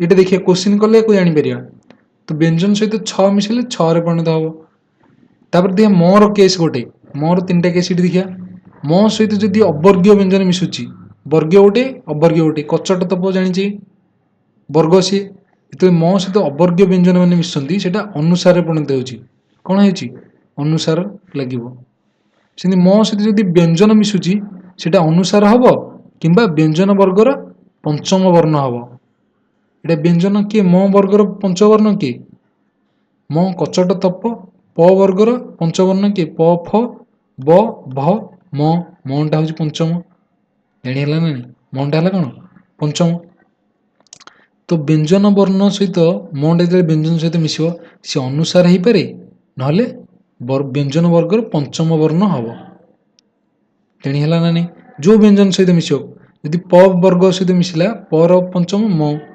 जदि क वर्ग मिसिला क ख ग घ उ रे मिसिबो सेंति च कचट च छ ज झ निय जानि हला ना पंचम वर्ण रे परिणत हबो ए जिनिसटा जानिबा किंतु यदि व्यंजन सहित न किंबा म मिसे वर्गर पंचम वर्ण हबो से जिनिसटा उल्टा लिखा हिची व्यंजन सहित यदि न किंबा म मिसे एटा गोटे स्वतंत्र जगत युक्त नाथ जगन्नाथ बुझिला तार उदाहरण ये गोटे व्यंजन सहित न किंबा म मिसिबो वर्गर पंचम वर्ण हबो जानि हला व्यंजन सहित स्वर वर्ण किंबा वर्गर तृतीय चतुर्थ किंबा ज र ळ ब ह मिसिबो तो वर्गर तृतीय वर्ण सहित तृतीय वर्ण हबो याको गोटे स्क्रीनशॉट मारी रखि दियो बुझिला नै फॉर्मूला एक मन रखिया दरकार एठी देखिबा शॉर्ट युक्त 10 संधि कले कोन हबो शॉर्ट युक्त 10 देखो एटा कोनोसी स्वर संधि बा व्यंजन संधि रे जाउनी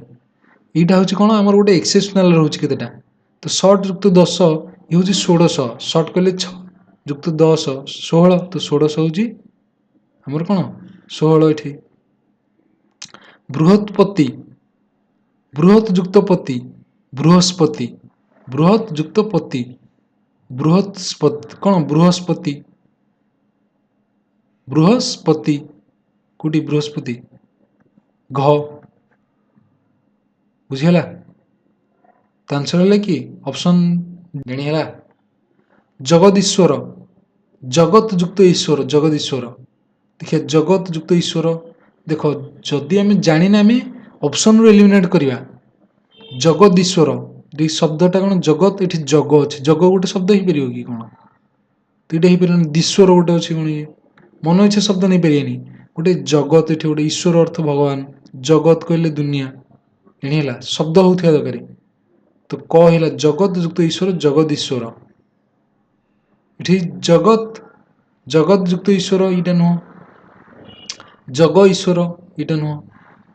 ନେକ୍ସଟ ଦେଖିବା, ଇଏ ହେଲା ବିସର୍ଗ ସନ୍ଧି। ଏବେ ବିସର୍ଗ ସନ୍ଧିରେ କ'ଣ, ବିସର୍ଗଟା ଛ ସହିତ ମିଶୁଛି, ଚାରିଟା ଡିଭିଜନ କରୁଛି ଜାଣିବା। ବିସର୍ଗଟା ଯଦି ଦେଖିବା, ବିସର୍ଗର ଦୁଇଟା ରୂପ ରହିଛି, ଗୋଟେ ସ ରୂପ ଆଉ ଗୋଟେ ର ରୂପ। ଏଠି ଲେଖା ହେଇଛି ସ ରୂପୀ ବିସର୍ଗ, ର ରୂପୀ ବିସର୍ଗ, ବୁଝିହେଲା। ମନଃ ଲେଖିଲି, ମନଃ, ତ ୟାକୁ ଆର ଏମିତି ହେଇପାରିବ, ମନସ ହେଇପାରିବ, ଏଇଟା ମନ ର ବି ହେଇପାରିବ, ବୁଝିହେଲା ନାହିଁ। ଏ ବିସର୍ଗର ଦୁଇଟା ଅର୍ଥ, ତ ସ ରୂପୀ ର ରୂପୀ ଆମେ ସେ ଜିନିଷ ଜାଣିବା। ଏବେ ଦେଖିବା ବିସର୍ଗ ସହିତ ଯଦି ଛ ମିଶୁଛି, ସେଇଟା ହେଇଯିବ କ'ଣ ନା ଅଶ୍ଚ ଆଉ ଅଶ୍ଚରେ ହେଇଯିବ, ଜାଣିହେଲା। ଏଇଟା ଅର୍ଥ ଏଠି ସ ଆସୁଛି, ବିସର୍ଗଟା ସ ଆକାରରେ କାମ କରୁଛି, ତ ସ ଯୁକ୍ତ ଛ ଅଶ୍ଚ ହେଇଗଲା। ସେମିତି ବିସର୍ଗଟା ଯଦି ତ ଥ ସହିତ ମିଶୁଛି, ଅସ୍ତ ଅସ୍ତରେ ପରିଣତ ହେଇଯାଉଛି। ବିସର୍ଗଟା ଟ ଠ ସହିତ ମିଶିବ, ଅଷ୍ଟ ଅଷ୍ଟରେ ପରିଣତ ହେଇଯିବ। ଏଥିରେ କୌଣସି ଅସୁବିଧା ନାହିଁ। ସେମିତି ଯଦି ବିସର୍ଗ ର ରୂପୀ ଆସୁଛି, କ'ଣ ହଉଛି ନା ବିସର୍ଗଟା ର ରୂପୀ ରହୁଛି, ତାପରେ ଗୋଟେ ର ଆସୁଛି, ବୁଝିହେଲା। ମାନେ ର ରୂପୀ ତା ସହିତ ର ଆସିଲା, ତ ଦୀର୍ଘରେ ପରିଣତ ହେଇଯିବ।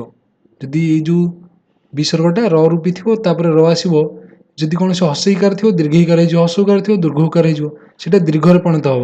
କୋଶ୍ଚିନ୍ କଲେ ହିଁ ଜାଣିପାରିବା। ବିସର୍ଗ ସହିତ କ ପ ଫ ମିଶିଲେ ଅସ୍କ ଅସ୍ପ ଅସ୍ପ ହବ, ଏଠି ସ ରୂପୀ, ଜାଣିହେଲା ନା ନାହିଁ।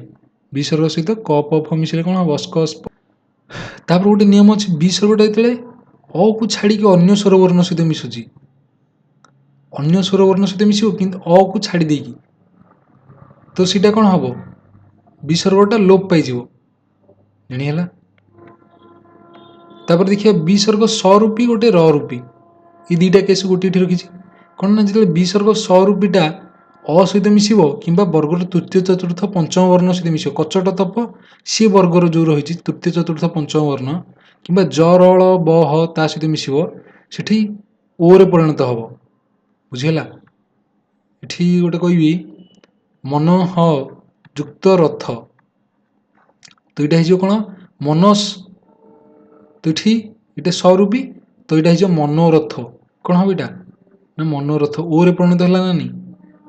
ତ ସେଇ ଜିନିଷ କହୁଛି। ସେମିତି ର ରୂପୀ କେସ୍ରେ ଅ କିମ୍ବା ବର୍ଗ ତୃତୀୟ ପଞ୍ଚମ ବର୍ଣ୍ଣ କିମ୍ବା ଜ ର ଳ ବ ହ ତା ସହିତ ମିଶିଲା ବେଳେ ସେଇଟା ରରେ ପରିଣତ ହବ, ଜାଣିହେଲା।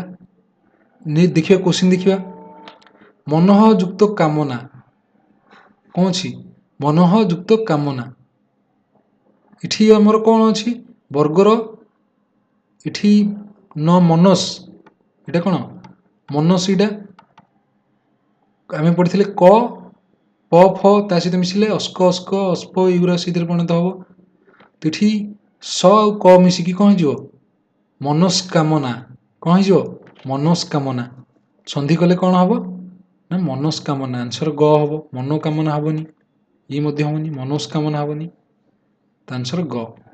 ନିମ୍ନୋକ୍ତ ମଧ୍ୟରୁ କିଏ ଦୁଶ୍ଚିନ୍ତା ଶବ୍ଦର ଠିକ୍ ସନ୍ଧି ବିଚ୍ଛେଦ, ଦୁଶ୍ଚିନ୍ତା, ଦୁଶ୍ଚିନ୍ତା ଅଶ୍ଚ ହେଇଛି ନା ନାହିଁ, ଦେଖି ହେଉଛି କ'ଣ ଏଇଟା ଅଶ୍ଚ ହେଇଛି, ତ ଆମର ଏଇଟା ବିସର୍ଗ ସନ୍ଧି ଆମେ ପଢ଼ିଥିଲେ।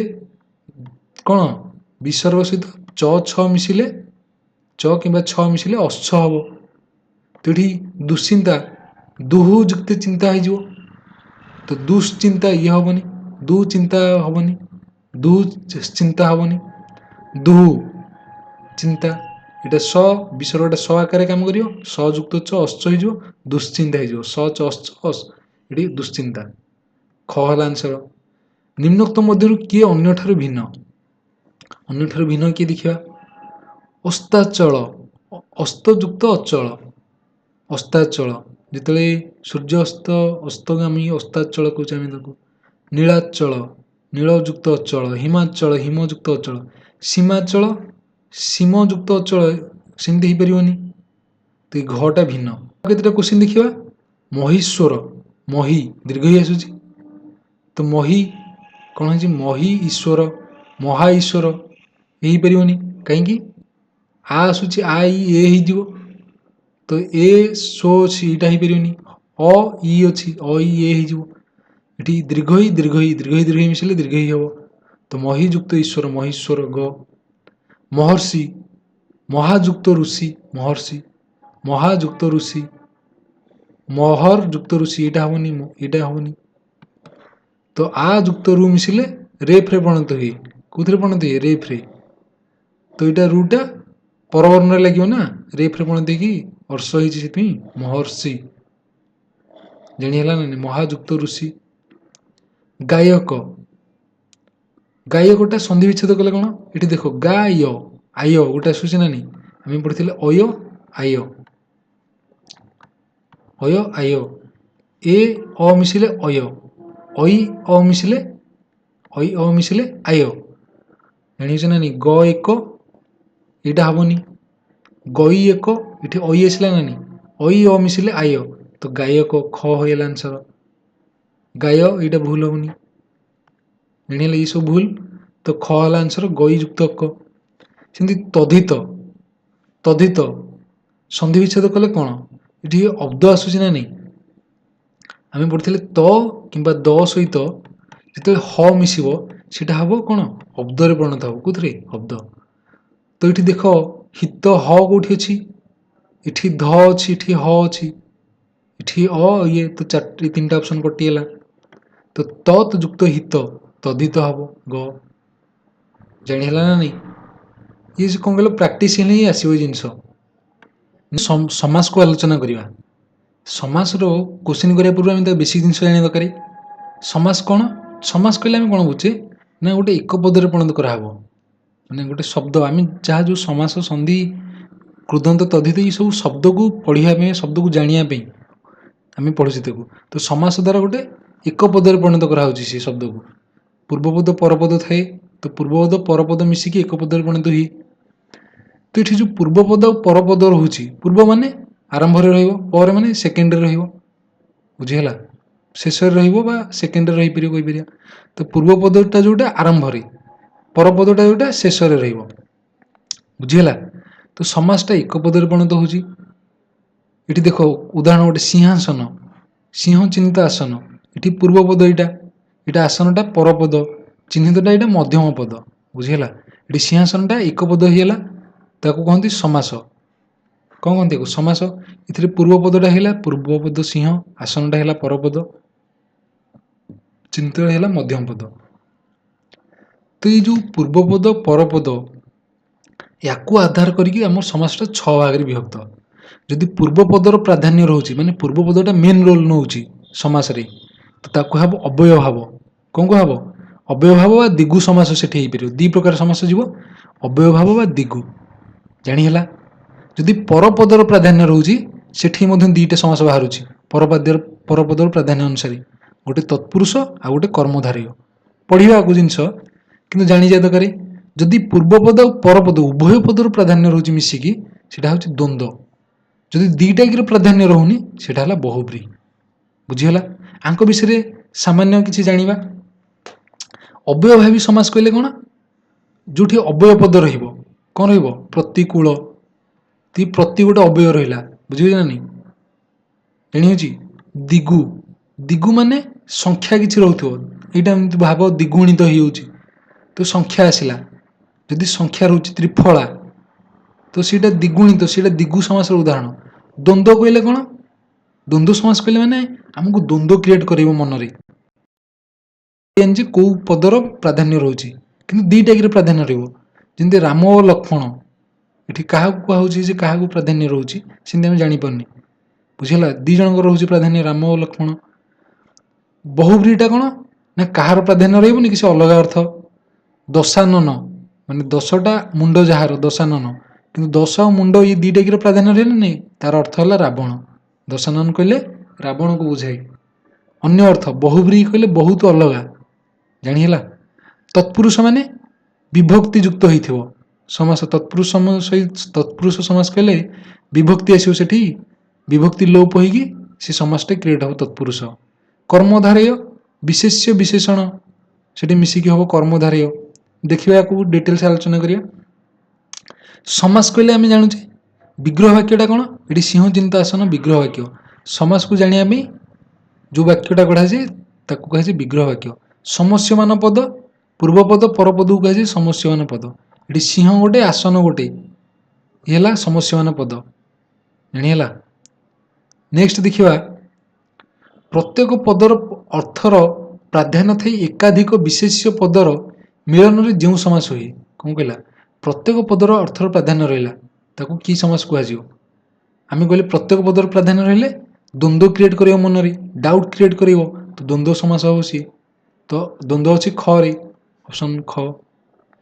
दंपति समास रो नाम लेख दंपति कहले कोन यार विग्रह वाक्यटा जितेले समास पचारिबो तार विग्रह वाक्य माइंड रे फॉर्म होवा दरकारी दंपति रो कोन ना जाया ओ पति बुझिला जाया ओ पति तो दंपति तो ठीक द्वंद्व कहार प्राधान्य आम जापर तो ठीक कौन है ये द्वंद्व ये द्वंद्व समास उदाहरण राम लक्ष्मण सीता फूल और फल ये हूँ केतटा उदाहरण जोटा कि द्वंद्वर उदाहरण देखिए हरिहर विग्रह वाक्यटी लिख हरिहरटा द्वंद्व समास यार विग्रह वाक्यटा हरि और हर देख आमर कौन द्वंद्व समास को जानापी से ओ रही से कौन विग्रह वाक्य ओ रही ना नहीं ये ओ रही जाया ओ पति कौ समास ना द्वंद्व समास नेक्स्ट अच्छे जो समास रे संख्यावाचक शब्द पूर्व थी समस्त पदटी समाहार व समष्टि को बुझाइब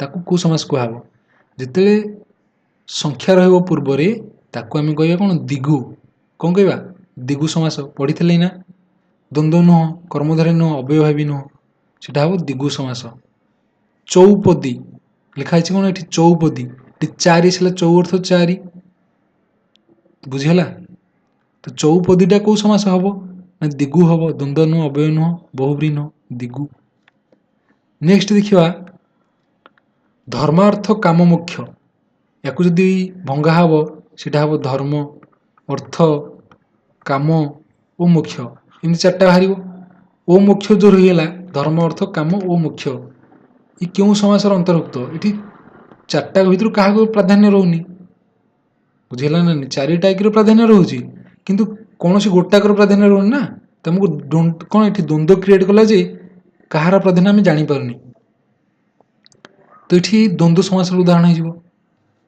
पंचगव्य ये पंच आसला हरी पाँच यहाँ कौन है दिगु समास ख ये द्वंद्व हेनी अलुक हेनी अलुक माने लुचि जाइए अव्यय भावी यहाँ अलुक समास कले जार विभक्तिटा लुचिबनी सेटा अलुक समास अव्यय भावी नेक्स्ट क्वेश्चन अच्छी निम्नोक्त मध्य किए दिगु समास नुहे देखिए दिगु समास कहले आमर गोटे समाहार रोथे दरकार त्रिफला तीन टा फलर समाहार त्रिलोचन त्रिलोचन माने कहले शिव को बुझाए अर्थात तीन टा लोचन समाहार कहनी सी ना तांकर तीन टा आखि अच्छी त्रिलोचन कहुच्छे बुझे ना नहीं तो यहीटा हो पारनी त्रिफला तीन फलर समाहार तीन टा फल को एकाठी करिया त्रिफला अँला बाहाड़ा साहाड़ा त्रिफला होची ना नहीं चौपदी चौपदी चौपदीटा कौन आमर चारिटा पदर समाहार चौपदी सप्ताह 7 दिन समाहार तो ये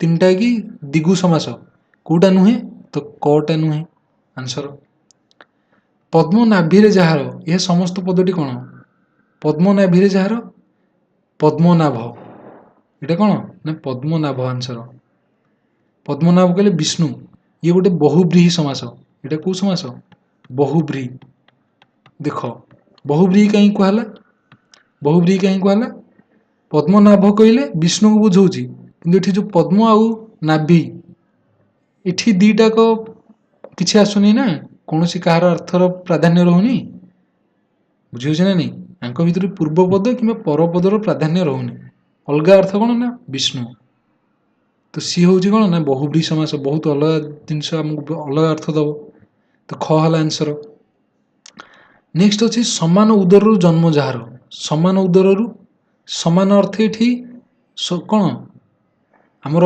बहुब्री समास हम सह समान या जोगे बहुब्री तो समस्त पदटी कौन हम सोदर समोदर सादर समादर सोदर माने समान उदर ना सयुक्त उदर ये समान उदर जन्म सोदर कहुए समस्त पदटी समोदर नुह ये नुह। नेक्स्ट आजीवन विग्रह वाक्यटी कौन देख ये आजीवन अजीवन नुह आजीवन यहाँ आसला ये आटा हूँ कौन ना आमर आटा हूँ अवयव ये तो आजीवन माने जीवन पर्यंत कौन एटा जीवन थिबा पर्यंत जो जीवन पर्यंत आजीवन कहुए तो यहाँ अव्ययभावी समास उदाहरण रूपक योग्य ये रूपक योग्य ना रूपर योग्य रूपर योग्यटा कौन ना अनुरूप कौन से अनुरूप रूपरेख योग्य रूप यहाँ नुह तो अनुरूप जानीला रूपर योग्य अनुरूप बरटे पाइला सी तो अनुरूप अनुगमन अनु है पछरे अनुगमन ये कौन आसूसी ये अव्यय गोटे यहाँ तो यहाँ अव्ययभावी समास ख बहुब्री नुह कर्मधारी नुह द्वंद्व नुह।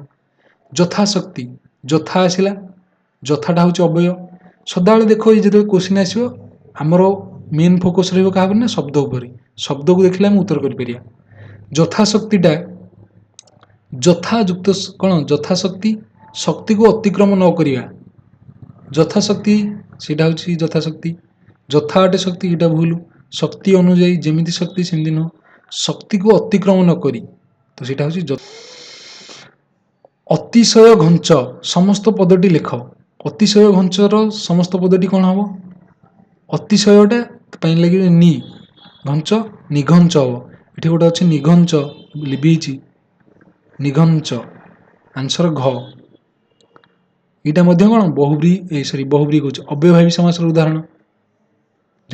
नेक्स्ट कॉन्सेप्ट देखिए बहुब्री बहुब्री समास सहार्थक बहुब्री सह समान थी आम पढ़ीचे निषेधार्थक निषेध अर्थ आसुथ गोटे ना गोटे जो थी बुझीगला व्यतिहार माने गोटे अच्छे आमर ठेंगा ठेंगी बाड़ा बाड़ी सी हूँ व्यतिहार बहुब्री उपमित माने तुलना हो गोटे उपमित जार जद्वारा जोठारे विरूपाक्षी जार विरूपाक्ष जानीला जार जद्वारा जार गोटे आसुव जद्वारा लगुव विग्रह वाक्य सी बहुब्री जी जशस तेजस मनस बयस महान तेज जार महातेजा ये गोटे शब्द महान तेज जार महातेजा गुहाव सीठी आकार लगे ये कौन जो तेज शब्द आसूची महान तेज जार महातेजा शेष को आकार लगे यहाँ बहुब्री समास उदाहरण। देखिए क्वेश्चन पुंडरीक अक्षी जार जार आसला तो पुंडरीकाक्ष कौन एटा पुंडरीकाक्ष पुंडरीकाक्ष देख पुंडरी दीर्घई अच्छी ये दीर्घई ये दीर्घई तो दीटा अच्छी ऑप्शन दीटा की ठीक होची ग घ ये तो यहाँ भूल यहाँ भूल।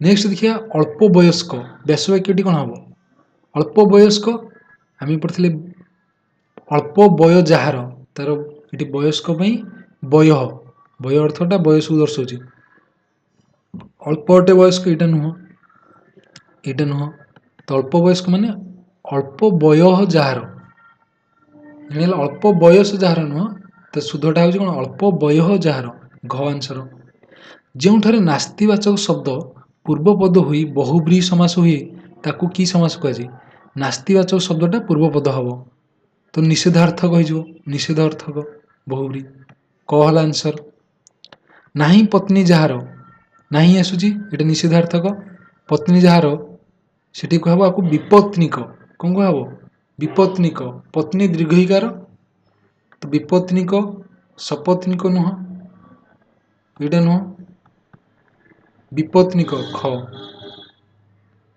नाही कार जार नाही कार जार देख नाही कार जार से आम कहीपर या बेकार यहाँ कौन लगे बेकार हम यहाँ किंतु जदि कु कार जार କୁ ଆକାର କୁ ଅଟେ ଆକାର ଗୋଟେ ଅଛି। କୁ ଅଟେ ଆକାର, ୟାକୁ କୁହାଯାଏ କଦାକାର। କ'ଣ କୁହାଯାଏ? କଦାକାର। କିନ୍ତୁ ନାହିଁ କାର ଯାହାର ସେଟା ହବ ବେକାର। ଏଠି ବେ ଅଛି ଯୋଉ ଏଇଟା ଅବୟ। ବୁଝିହେଲା?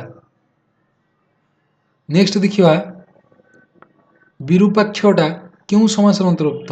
ବିରୂପାକ୍ଷ ଆମେ ପଢ଼ିଲେ ବିରୂପ ଅକ୍ଷୀ ଯାହାର ବିରୂପାକ୍ଷ, ତ ବିରୂପାକ୍ଷଟା ବହୁବ୍ରୀ।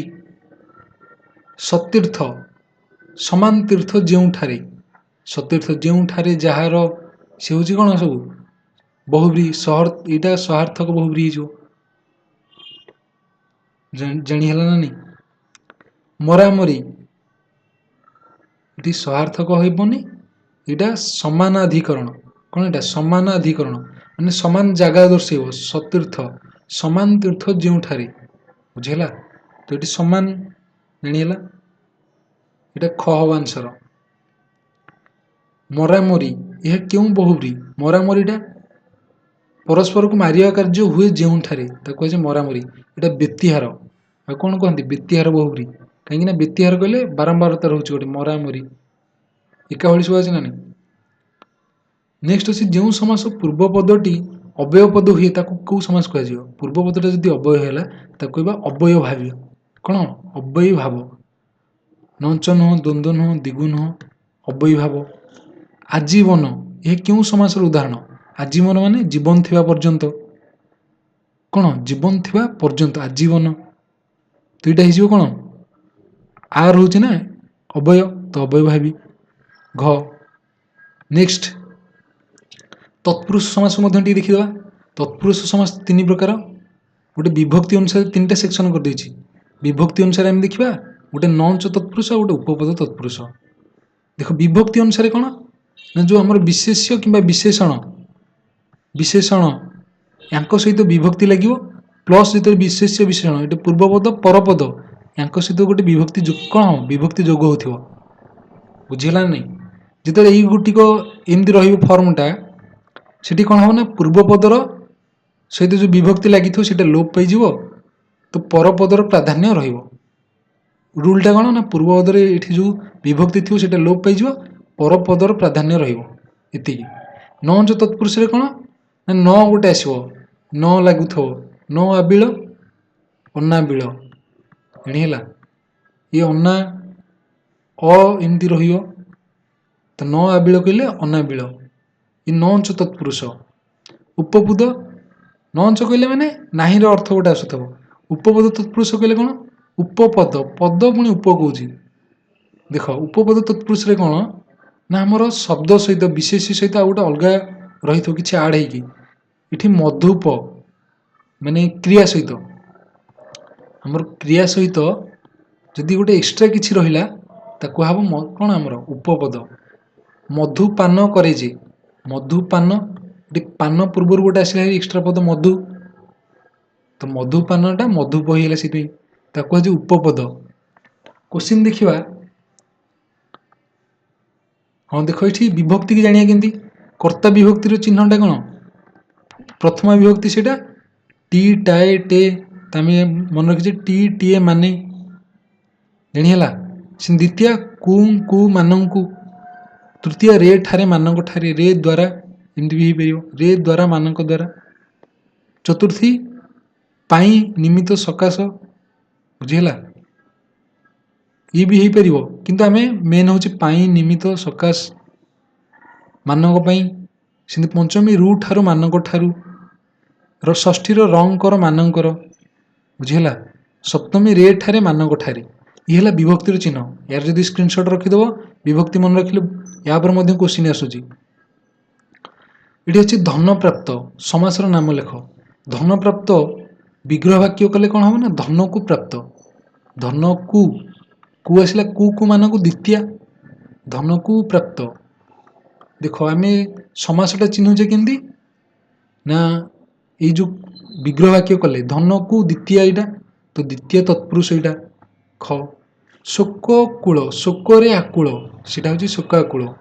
ଶୋକରେ ଆକୁଳ ତ ତୃତୀୟା। ବୁଝିଛ ନା? ଶୋକରେ ଆକୁଳ ଗ, ଏଇଟା। ଶୋକ ନିମିତ୍ତ ନୁହଁ, पुत्र निमित्त शोक, पुत्र निमित्त तो पुत्र शोक सेटा पुत्रा शोक नुह, पुत्र शोक क इटा चतुर्थी जानिला। आमर गोटे समस्त पद कही ना एक पदर परिणत हम सीटा रोग मुक्त, रोग मुक्त हो तुम विच्छेद है गोटे रोग रु मुक्त, रोग द्वारा मुक्त हम कि रोगर मुक्त, रोगर मुक्त, रोग रु मुक्त ख रोग रु। नेक्स्ट चंद्रर अर्ध समस्त पदटी कौन हम, चंद्रर अर्ध माने अर्धचंद्र, ठीक ये गोटे तत्पुरुष समासर गोटे नियम जिते एमती थी अर्ध अहन अपराह्न बुझी अहन पूर्व तो सीठी कौन हम ना चेंज हो आम कहे पूर्वाह्न अहनर पूर्व पूर्वाह्न बुझेगा ना नहीं अहनर मध्य मध्याह्न माने चेंज हो अर्धटा आगुआ आसीज तापर चंद्र हो चंद्रर अर्ध कह ना अर्ध चंद्र यहाँ कह जानीला। राजपथ शुद्ध व्यास वाक्यटी बाछ पथ मानकर राजा चंद्र अर्ध ये षष्ठी जाऊँगी र आसूसी राजपथ जमी पथ मानकर राजा सीटा कहूँ राजपथ, राजा गोटे पथ राजपथ राजा पथ यहाँ भूल तो पथ मानकर राजा राजपथ। नेक्स्ट कर्मधारय समास, कर्मधारय समास कि जाना जिनस विशेष्य विशेषण मिसिकी होती जानीला। रूपक गोटे रूपक जो शब्द आसो रूपक कर्मधारय कह मध्यम पदलोपी जो मध्यम पदटा लोप पाइब कह मध्यम पदलोपी कर्मधारय। उपमान आ उपमित कर्मधारय, उपमान माने जहा सहित तुलना कराहब मुहटी चंद्र परी मुह को चंद्र सहित तुलना कराई तो चंद्रटा है उपमान, उपमित किए ना मुह जानीला। ये जिनसटा आम जान लेती आर क्वेश्चन देखा समास अंतर्गत पद मानकर परस्पर संबंध जानवा जो वाक्य गढ़ा जाए कि वाक्य कह जाए तो संबंध जानापी जो वाक्यटा गढ़ा कह विग्रह वाक्य आंसर है क विग्रह वाक्य सरल योग्य जटिल नुह। निम्नोक्त मध्य कि तृतीय तत्पुरुष समासर एक उदाहरण देख चार्टा शब्द देती आम तृतीय तत्पुरुष कि जाना तृतीय विभक्ति कौन रे ठारे मानक ठारे रे ठारे मानक ठारे जानी तो आम यार विग्रह वाक्य देखा मांकड़ खिया मांकड़े खिया ना मांकड़ ठारे खिया सेमती तो हो पारे मांकड़ द्वारा खिया बुझी रे द्वारा मानक द्वारा भी ये ठारे भी हो पार रे द्वारा मानक द्वारा द्वाराटा भी हो पार तो मांकड़ द्वारा द्वारा आसूची यहाँ आंसर हो पार।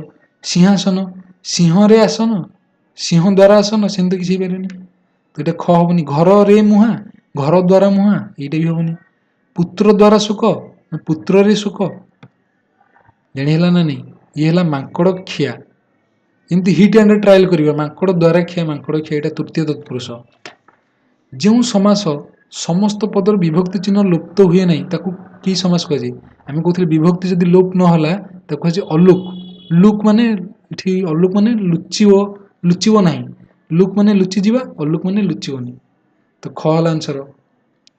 हांडी रंधा कौन हम देख हांडी रंधा हांडी रंधा ये ठीक लगुच हांडी रंधा यहाँ हो पारे हांडी द्वारा रंधा यहाँ हेनी हांडी रु रंधा यहाँ हेनी तो हांडी रे रंधा। कर्मधारय समासर समस्त पदरी क्यों पदर अर्थर प्राधान्य रे आम पढ़ी कर्मधारय और तत्पुरुष से कौन ना परपदर प्राधान्य रहे परपद अनुसार कर्मधारय आ गोटे है तत्पुरुष ये दुईटा समास जाऊँगी। पूर्वपद अनुसार किए आमर दिगु आ गोटे हूँ कि अव्ययभावी जिते दीटा कि मिसी होती द्वंद्व जानीला जिते दीटा कि प्राधान्य रोनी से कौन व्युत्कण आमर बहुब्रीहि बहुब्रीहि ये है 6टा समास। तो ये आमको कहला जे कर्मधारय समास समस्त पदर क्यों पदर अर्थर प्राधान्य रहे तो कर्मधारय आमर कौन परपद तो ख है आंसर।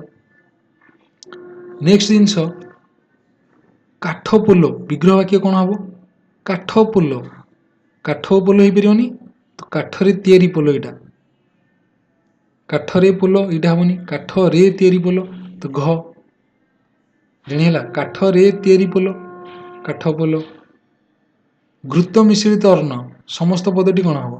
ଏଠି ଦେଖ କାଠରେ ତିଆରି ପୋଲ ଅଛି ନା ନାହିଁ, ଇଏ ମଧ୍ୟମ ପଦ ଲୋପ ପାଇଗଲା, କାଠ ପୋଲ ହେଲା, ତ ଇଏ ଆମର ମଧ୍ୟମ ପଦ ଲୋପୀ। ସେମିତି ଏଠି ଘୃତ ମିଶ୍ରିତ ଅନ୍ନ, ଏଇଟା ଘୃତର୍ଣ୍ଣ ହେଇଯିବ, ମିଶ୍ରିତଟା କଟିଯିବ, ତ ଏଇଟା ଘୃତାର୍ଣ୍ଣ, ଘୃତର୍ଣ୍ଣ ନୁହଁ ଘୃତାର୍ଣ୍ଣ, ଘୃତର୍ଣ୍ଣ।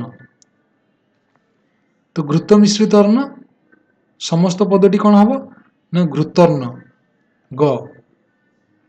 ଏଇଟା ଭୁଲ। ଆମେ ଏକ ପଦ ସମସ୍ତ ପଦଟା ଗୋଟେ ପଦ ବାହାରିବ ନା, ତ ଏଇଟା ହେଲା ଘୃତର୍ଣ୍ଣ ଆନ୍ସର। ମିଶ୍ରିତଟା କଟିଗଲା, ମଧ୍ୟମ ପଦ ଲୋପୀ ଏଗୁଆ ହବ। ବରଗଛ ସମାସର ନାମ ଲେଖ। ବରଗଛ, ବର ଅଟେ ଗଛ, ନୀଳ କଇଁ, ନୀଳ ଅଟେ କଇଁ, ତ ସେମିତି ଅଟେ ଯେତେବେଳେ ଆସିବ ଇଏ କର୍ମଧାରୟ ଯିବ। କ'ଣ ଏଇଟା? କର୍ମଧାରୟ। ବରଗଛ, ଏଇଟା ମଧ୍ୟମ ପଦଲୋପୀ, ହଁ ଏଠି ମଧ୍ୟମ ପଦଲୋପୀ କହିପାରିବା ଆକୁ, ଜାଣି ହେଲା। ଗ୍ରାମାନ୍ତର, ଶୁଦ୍ଧ ବ୍ୟାସ ବାକ୍ୟଟି ବାଛ। ଗ୍ରାମାନ୍ତର ଇଏ ହେଉଛି ଗୋଟେ ଏକ୍ସେପସନାଲ ଜିନିଷ। ଗ୍ରାମାନ୍ତର, ଆର ବ୍ୟାସ ବାକ୍ୟଟା ଆମର କ'ଣ ହବ? ବିଗ୍ରହ ବାକ୍ୟଟା କ'ଣ ନା ଅନ୍ୟ ଗ୍ରାମ। କ'ଣ ସେଇଟା? ଅନ୍ୟ ଗ୍ରାମ। ସ୍ଥାନାନ୍ତର, ଅନ୍ୟ ସ୍ଥାନ, ତ ଅନ୍ୟ ଗ୍ରାମଟା ହେଉଛି କ'ଣ? ଗ୍ରାମାନ୍ତର। ସେମିତି କୁତ୍ସିତ ଅଟେ ଆକାର, ସମସ୍ତ ପଦଟି କ'ଣ ହବ? କୁଶ୍ଚିତାକାର। କ'ଣ ସେଇଟା ହବ? କୁଶ୍ଚିତାକାର। ନେକ୍ସଟ ଅଛି କୁହୁଡ଼ି ପହଁରିବା। ଦେଖିବା ରୂଢ଼ିକି ଦେଖିବା। କୁହୁଡ଼ି ପହଁରିବା ଏହା କେଉଁ ଅର୍ଥରେ ବ୍ୟବହୃତ? କୁହୁଡ଼ି ପହଁରିବା ମାନେ ଆମେ ଯେଉଁ ରୂଢ଼ି ପଢ଼ିଥିଲେ, ରୂଢ଼ି ମାନେ କିଛି ଅଲଗା ଅର୍ଥ ଦେଖେଇବ, ମାନେ ମୂଳ ଶବ୍ଦର ଯାହା ତ ଆକ୍ଷରିକ ଅର୍ଥ ଦେଖେଇବନି, ଗୋଟେ ଅଲଗା ଅର୍ଥ। ତ କୁହୁଡ଼ି ପହଁରିବା ମାନେ ବୃଥା ପରିଶ୍ରମ କରିବା, ତାର ଅର୍ଥଟା। କ୍ଷୟ କାଢ଼ିବା, କ୍ଷୟ କାଢ଼ିବା ମାନେ ଦୋଷ ଖୋଜିବା। ତ ଦୋଷ ଖୋଜିବାକୁ ଉଠି ଦେଖିବା ଗୁହାରି କରିବା ଅଛି, କଥାକୁ ଘାଣ୍ଟି ଦୋଷ ଖୋଜିବା। ବି ଦୁଷ୍ଟାଇମ କରିବା, ସର୍ବନାଶ କରିବା, ଇଏ ନୁହଁ। ତ କଥାକୁ ଘାଣ୍ଟି ଦୋଷ ଖୋଜିବା। ନାଁ କରିବା, ନାଁ କରିବା ମାନେ ଗୋଟେ ସୁନାମ ଅର୍ଜନ କଲ ତମେ, ବୁଝିହେଲା? ନାଁ କରିବା। ବିରାଟ କୋହଲି ନାଁ କରିଛି, କି MS ଧୋନି ତ ନାଁ କରିଛନ୍ତି ଏମାନେ ଦେଶ ପାଇଁ, ତ ସେମାନେ ସୁନାମ ଅର୍ଜନ କରିଛନ୍ତି ତାଙ୍କ ଫିଲ୍ଡରେ। ନାଁକୁ ଲେଖିବା, ନାଁକୁ ଚାରିଆଡ଼େ ଲେଖିବା, ନାଁକୁ ପ୍ରଚାର କରିବା, ନା ସୁନାମ ଅର୍ଜନ, ଅପସନ୍ ଡି ନାଁ କରିବା ଏଇଟା। ନେକ୍ସଟ, ବିରାଡ଼ି ଛିଙ୍କିବା କେଉଁ ଅର୍ଥରେ ବ୍ୟବହୃତ? ବିରାଡ଼ିଟା ଛିଙ୍କିଲା, ଏହାର ଅର୍ଥ କ'ଣ ନା ଅନୁକୂଳ ବିଗିଡ଼ିଯିବା। ତା ଅର୍ଥ କ'ଣ? ଅନୁକୂଳ ବିଗିଡ଼ିଯିବା, ଅପସନ୍ ଡି ଅଛି, ଅନୁକୂଳ ବିଗିଡ଼ିଯିବା। ସେ ମୋତେ ଚିତା କାଟିଦେଲା, ରେଖାଙ୍କିତ ପଦଟି କେଉଁ ଅର୍ଥକୁ ପ୍ରକାଶ କରେ? ସେ ମୋତେ ଚିତା କାଟିଦେଲା, ବୁଝିହେଉଛି? ସେ ମୋତେ ଚିତା କାଟିଦେଲା, ଚିତା କାଟିବା ଅର୍ଥ କ'ଣ? ଠକିବା। ତ ଏଠି ଚିତା ଆଣି ଲଗେଇଲା, ଭୁଲ, ଏଇଟା ଭୁଲ, ଠକିଦେବା। ମାନେ ଆମକୁ ଆକ୍ଷରିକ ଅର୍ଥ ତ କିଛି ମିଳିବନି, ତାର କିଛି ଗୋଟେ ଉହ୍ୟ ଅର୍ଥ ରହୁଛି। ଏଠି ଚିତା କାଟିବାର ଉହ୍ୟ ଅର୍ଥଟା କ'ଣ? ଠକିଦେବା। ନେକ୍ସଟ, କଷ୍ଟ କଲେ କୃଷ୍ଣ ମିଳେ। କଷ୍ଟ କଲେ କୃଷ୍ଣ ମିଳେ ମାନେ ପରିଶ୍ରମ କରାହବ, କୃଷ୍ଣ ମାନେ ଏଠି ସଫଳତା, ତ ପରିଶ୍ରମ କଲେ ସୁଫଳ ମିଳେ। ସାଧନା ସିଦ୍ଧିର ମୂଳ, କଷ୍ଟ କର ଶ୍ରୀକୃଷ୍ଣଙ୍କୁ ପାଅ। ଏଠି ଦେଖ ଦୁଃଖ କଲେ ସୁଖ ମିଳିବ, ସେମିତି କିଛି ନାହିଁ। ଶ୍ରମ କଲେ ସୁଫଳ ମିଳେ, ଡି। ଉଡ଼ିଗଲା ଚଢ଼େଇର ପର ଗଣିବା, ଏହା କେଉଁ ଅର୍ଥରେ ବ୍ୟବହୃତ? ଉଡ଼ିଗଲା ଚଢ଼େଇର ପର ଗଣିବା ଅର୍ଥ ଏଇଟା ବୁଦ୍ଧିମାନ, ଅତି ବୁଦ୍ଧିମାନ କୁହାଯାଏ। ତ ଆନ୍ସର ହେଲା କି ଅପସନ୍ ସି। କୂପମଣ୍ଡୁକ, କୂପମଣ୍ଡୁକ ମାନେ ସଙ୍କୁଚିତ ପରିବେଶରେ ବଢ଼ିଥିବ। ତ ଆନ୍ସର ହେଲା ଏଠି କୁଅର ବେଙ୍ଗ, ଗାଁ ଗହଳି, ମଫସଲିଆ, ସଙ୍କୁଚିତ ପରିବେଶରେ ରହୁଥିବା ବ୍ୟକ୍ତି, ଅପସନ୍ ଡି। ନେକ୍ସଟ ଅଛି ଆମର ଘୁଷୁରୀକୁ ପାଚିଲା କଦଳୀ, କେଉଁ ଅର୍ଥରେ ବ୍ୟବହୃତ?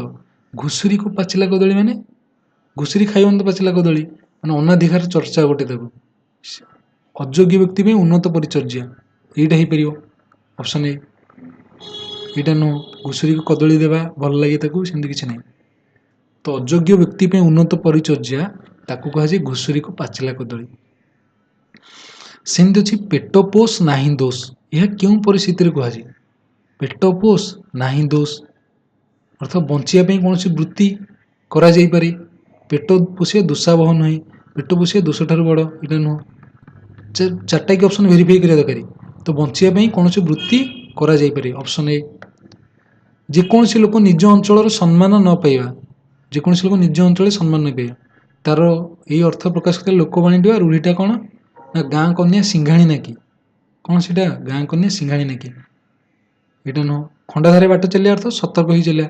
ଖାଇବା ପତ୍ରରେ ଧୂଳି ଦେବା ମାନେ ଜୀବିକା ଛଡ଼େଇ ନେବା। ଗାଁ କନ୍ୟା ସିଂଘାଣୀ ନାକି ମାନେ ସମ୍ମାନ ନ ପାଇବା। କେଉଁ ଗାଈର ଗୋବର ମାନେ ଅତି ତୁଚ୍ଛ। ଏବେ ଆମେ କେତେଟା କୋଶ୍ଚିନ୍ ତ କଲେ, ଆମେ ତାର କେତେଟା ଲିଷ୍ଟ ବନେଇଛି, ସେ ରୂଢ଼ି ତକୁ ଦେଖିଦେବା। ରୂଢ଼ିରୁ ଗୋଟେ ଦୁଇଟା ପ୍ରଶ୍ନ ପଚାରୁଛି। ଅହନ୍ତା ରଖିବା ବା ଅକଶ ରଖିବା, ଏହାର ଅର୍ଥଟା କ'ଣ? ନା ପ୍ରତିହିଂସା ମନୋଭାବ ପୋଷଣ କରିବା। ଅହନ୍ତା ଗୋଟେ ରାଗ ଭାବ। ଅନ୍ଧାରକୁ ଟେକା ପକାଇବା, ଅନ୍ଧାରକୁ ଜଣେ ଟେକା ପକାଉଛି ମାନେ ଅନୁମାନ କରାହେଉଛି, ଅନୁମାନ କରି କହିବା। ଆଖି ରଖିବା ମାନେ ଲକ୍ଷ୍ୟ ରଖିବା।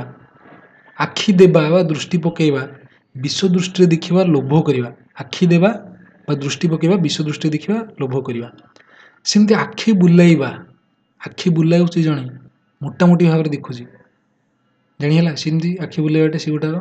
ଆଖି ବୁଜିବା, ଆଖି ବୁଜିବା ମାନେ ମୃତ୍ୟୁବରଣ କରିଯିବା, ବୁଝିହେଲା? ଆଖିକି ପାଇବା, ବୁଝିପାରିଲେ? ଆଖି ପାଇବା, ହଁ, ଆଖି ପାଇବା ଗୋଟେ, ଆଖିକି ପାଇବା ଗୋଟେ। ଆଖି ପାଇବା ଅର୍ଥ ତମେ ଅନୁମାନ କରିପାରୁଛ, କଳନା କରିପାରୁଛ, କଳ୍ପନା ହେଇପାରୁଛି ଜିନିଷଟା। ତ ଆଖି ପାଇବା ଏଇଟା। ଆଖିକି ପାଇବା ପସନ୍ଦ କରିବା, ତମ ଆଖିକି ସେଇଟା ଭଲ ଲାଗୁଛି, ତ ଏଇଟା ପସନ୍ଦ କରୁଛ ତମେ, ଜାଣିହେଲା? ଆଖି ଉପରେ ଏଠି କେତେଟା ଶବ୍ଦ? ଆଖି ରଖିବା ମାନେ ଲକ୍ଷ୍ୟ ରଖିବା। ଆଖି ଦେବା ମାନେ ଦୃଷ୍ଟି, ବିଶ୍ୱ ଦୃଷ୍ଟିରେ ଦେଖିବା, ଲୋଭ କରିବା। ଆଖି ବୁଲାଇବା ମାନେ ମୋଟାମୋଟି ଦେଖିବା। ଆଖି ବୁଜିବା ମୃତ୍ୟୁବରଣ କରିବା। ଆଖି ପାଇବା କଳନା କରିବା। ଆଖି କି ପାଇବା ପସନ୍ଦ କରିବା।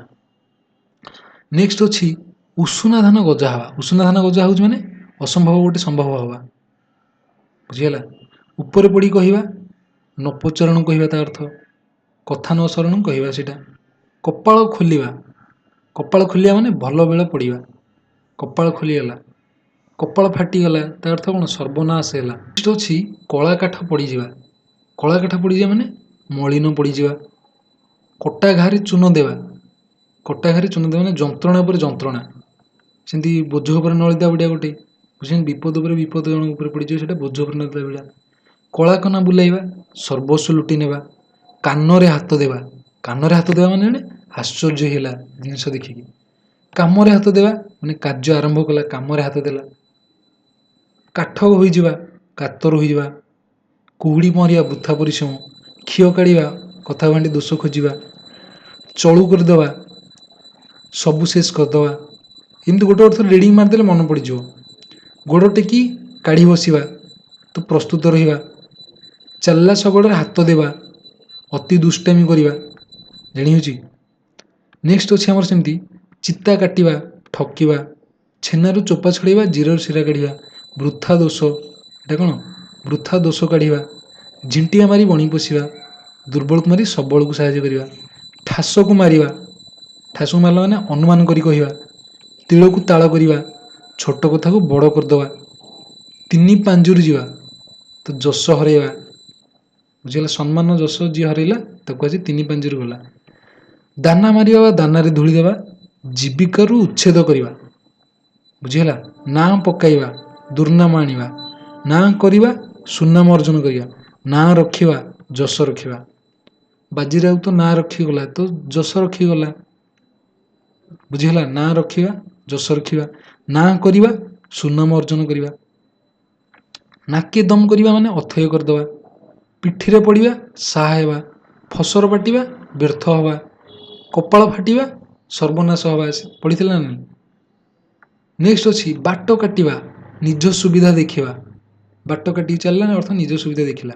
ବାଟ ଭାଙ୍ଗିବା, ଉପେକ୍ଷା କରିବା। ବାଟ ମାରଣା ହେଇଯିବା, ମଝିରେ ଅନ୍ୟ ଦ୍ୱାରା ଅପହୃତ ହେଇଯିବା। ସେମିତି ବିରାଡ଼ି ଛିଙ୍କିବା, ଅନୁକୂଳ ବିଗିଡ଼ିଯିବା। ବିରାଡ଼ି କପାଳକୁ ଶିଖା ଛିଣ୍ଡିବା, ଇଚ୍ଛା ଅନୁସାରେ ସୁବିଧା ମିଳିବା। ଭାଲୁ ଧରାଇବା, କୌଶଳରେ ହଇରାଣରେ ପକାଇବା। ଭୂତ ଖାଇବା, ଅନ୍ୟ ହାତରେ ପଡ଼ିବା, ଜାଣିଅଛି? ମହରଗୁରୁ ଯାଇ କାନ୍ତରାରେ ପଡ଼ିବା, ସାମାନ୍ୟ ବିପଦରୁ ବଡ଼ ବିପଦରେ ପଡ଼ିବା। ମନ ଘର ଧରିବା ମାନେ ଅନୁଭବ ତୁମେ ପାଇଲ, ମନ ଘର ଧରିଲା, ଅଭାବ ଅସୁବିଧାରେ ପଡ଼ି ସତର୍କ ହେବା। ନେକ୍ସଟ ଅଛି ଆମର ଆଉ କେତେଟା ରୂଢ଼ି।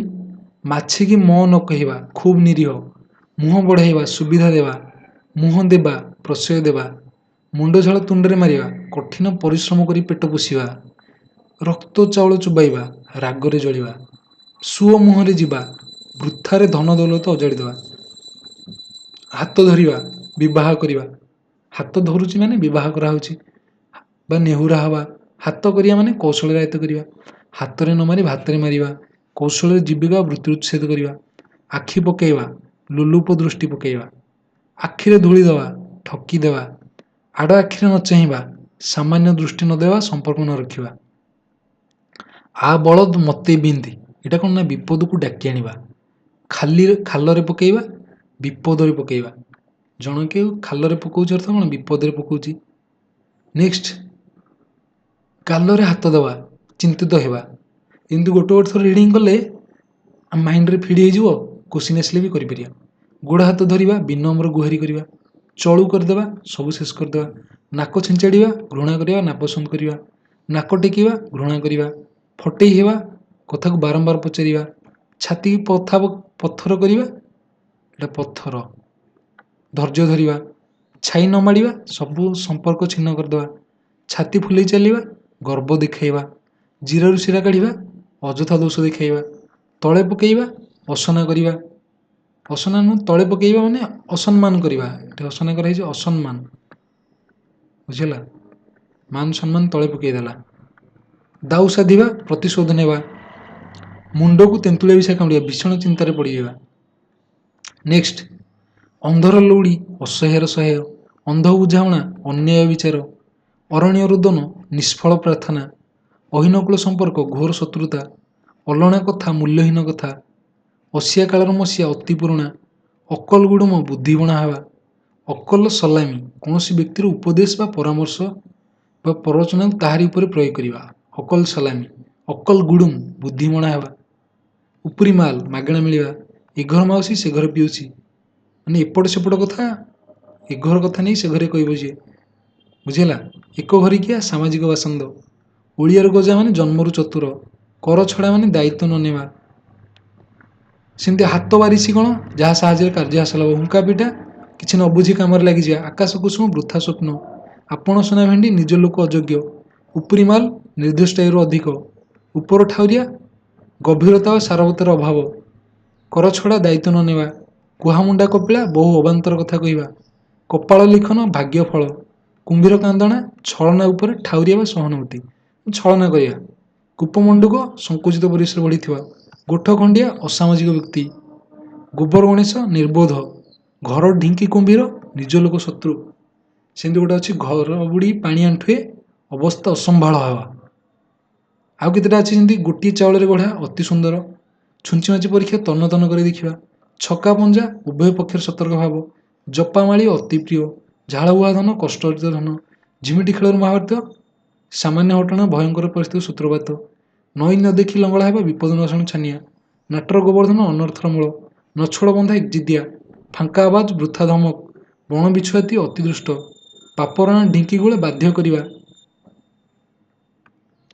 ବାପରାଣ ଢିଙ୍କି ଗିଳେ, ବାଧ୍ୟ କରିବା, ଏଠି ଗିଳେ। ସେମିତି ବାଘ ଘରେ ମିରିଗ ନାଟ, ମୁରବୀର ଅନୁପସ୍ଥିତିରେ ବିଶୃଙ୍ଖଳା ସୃଷ୍ଟି କରିବା। ତାପରେ ବାହାକୁ ବତା, କ୍ଷୀଣ ଆଶ୍ରୟ। ତ ଇଏ ରହିଲା କେତେ। ନେକ୍ସଟ ଆମେ ଶୁଦ୍ଧି ଅଶୁଦ୍ଧିରୁ ଦେଖିବା। ଏଥିରୁ ଦୁଇଟା କୋଶ୍ଚିନ୍ ପଡ଼ୁଛି, ତ ଏଠି କୋଶ୍ଚିନ୍ ଦେଖିବା, ତାର ଲିଷ୍ଟଟା ଦେଖିଦେବା। ଏଠି ଶତ୍ରୁଘ୍ନ ଅଛି। ଶତ୍ରୁଘ୍ନରେ କ'ଣ, ତରେ ର ଫଳା ହସୌକାର ରହିବ। ତ ଏଠି ଦେଖ, ରୁ ଫଳା ରହିଛି, ଏଇଟା ହେବନି। ଏଠି ଅଛି ଠିକ୍, କିନ୍ତୁ ଘନ ଅଛି। ତା ମୁଁ ଶତ୍ରୁଘ୍ନ ପଚାରୁଛି, ତ ଏଇଟା ନୁହଁ। ଶତ୍ରୁଘ୍ନ ଏଠି ଠିକ୍ ଅଛି, ଏଇଟା ଭୁଲ ହେଇଗଲା। ସେମିତି ଶାରୀରିକରେ ପ୍ରଥମ ରରେ କ'ଣ, ପ୍ରଥମ ରରେ ଦୀର୍ଘଇ, ତାପରେ ହସେଇ। ତ ଏଠି ଦେଖ, ଏଠି ପ୍ରଥମ ରରେ ଦୀର୍ଘଇ ଅଛି, ତାପରେ ଦୀର୍ଘଇ ହେଇଛି, ଭୁଲ। ଏଠି ଏଇଟା ଭୁଲ। ତ ଏଠି ଦୀର୍ଘଇ, ତାପରେ ହସେଇ ଅଛି, ଏଇଟା ଠିକ୍। ଏଠି ଦୁଇଟାକି ହସେଇ କରିଛି, ଏଇଟା ଭୁଲ।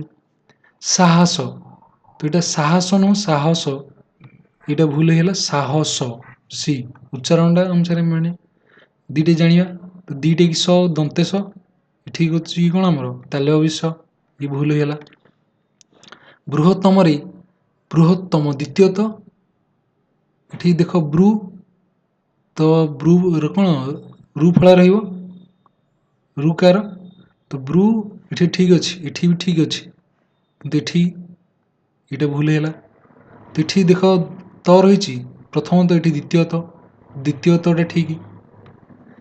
ତାପରେ ଦେଖ କ୍ଷୁଦ୍ରତମ, ହସେଇକାର, କ୍ଷୁରେ, କ୍ଷରେ, ତ ତ ଏଠି ଦୀର୍ଘ ଅଛି, ଏଠି ଦୀର୍ଘ ଅଛି, ତ ଏଇଟା ଭୁଲ ହେଲା।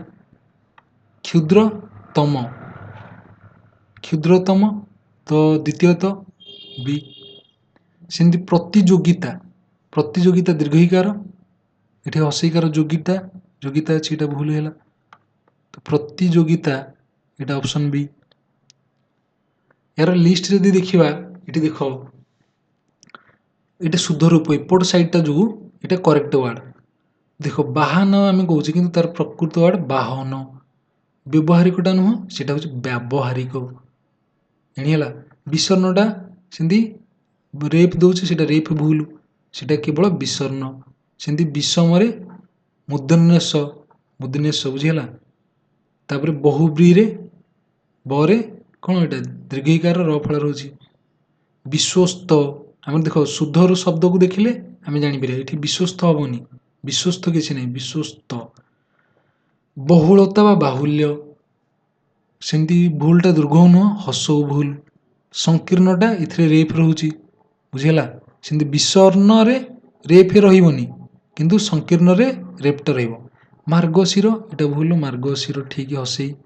ମୁକ ଦୀର୍ଘମୁକ, ମୁଖ୍ୟ ହସଉ, ଏଠି ଦୀର୍ଘ ଦେଇଛି, ଏଇଟା ଭୁଲ। ମିନତି ସବୁ ହସେଇ, ଏଠି ଦୀର୍ଘଇ ଦେଇଛି। ଯାତାୟତ ନା ସେଟା ନୁହଁ, ଯାତାୟାତ। ସେମିତି ଯାଜ୍ଞ ଶ୍ରେଣୀ ନୁହଁ, ଯାଜ୍ଞ, ଯାଜ୍ଞ ଶ୍ରେଣୀ କୋଉ ଜ, ଏଇଟା ହଉଛି ଦିଟା ଜ, ଗୋଟେ ହଉଛି ଆକୁ କହନ୍ତି ଏଇଟା ଅନ୍ତ୍ୟସ୍ତ ଜ, ବର୍ଗେ ଜ, ବୁଝିହେଲା। ତ ଏଇଟା ଇ ଜ ରହିବ, ବର୍ଗେ ଜ, ସରି ଏଇଟା ବର୍ଗେ ଜ, ଏଇଟା ହେଲା ବର୍ଗୀୟ ଜ, ଏଇଟା ଅନ୍ତସ୍ଥ ଜ, ବୁଝିହେଲା। ଏଇଟା ବର୍ଗରେ ଯାଉଛି ନା, କଚଟ ତ ପରେ ଚରେ ଯାଉଛି, ଚ ବର୍ଗରେ। ତ ଇଏ ଜଟା ହେଇଗଲା ମ ଜ, ଯୋଉ ଯାଜ୍ଞ ଶ୍ରେଣୀଟା ଠିକ୍ ସେଗୁଡ଼ାକ। ନେକ୍ସଟ ଦେଖିବା କେତେଟା ୱାର୍ଡ। ଅନୁବାଦିତ ନା ଅନୁଦିତ, କୋଉ ଉଚ୍ଚାରଣଟା ଠିକ୍? ଏଇଟା ହଉଛି ଅନୁଦିତ। ଅନୁ ହସଉ ନା ଦୀର୍ଘ ପୁଣି, ଏଇଟା ହସଉ, ଅନୁଦିତ ଠିକ୍ ଏଇଟା, ଅପସନ୍ ବି। ଆଶିଷ, ଆଶିଷ କୋଉ ଆଶିଷ? ଦେଖିବା ଆଶିଷଟା, ଆଶିଷ ଏଇଗୁଟା ଠିକ୍। ଉର୍ଦ୍ଧ, ଉର୍ଦ୍ଧ କୋଉଟା ଦେଖ, ଉର୍ଦ୍ଧ, ଉର୍ଦ୍ଧ ଏଇଟା ଭୁଲ, ଏଇଟା ଦୀର୍ଘ ଆମର ହବା ଦରକାର ନା, ଉର୍ଦ୍ଧ, ତ ଏଇଟା ସିଟା ଅଛି ଠିକ୍, ବୁଝିହେଲା ନା ନାହିଁ। ଜୀବିତ, ଜରେ ଦୀର୍ଘଇ, ବରେ ହସେଇ।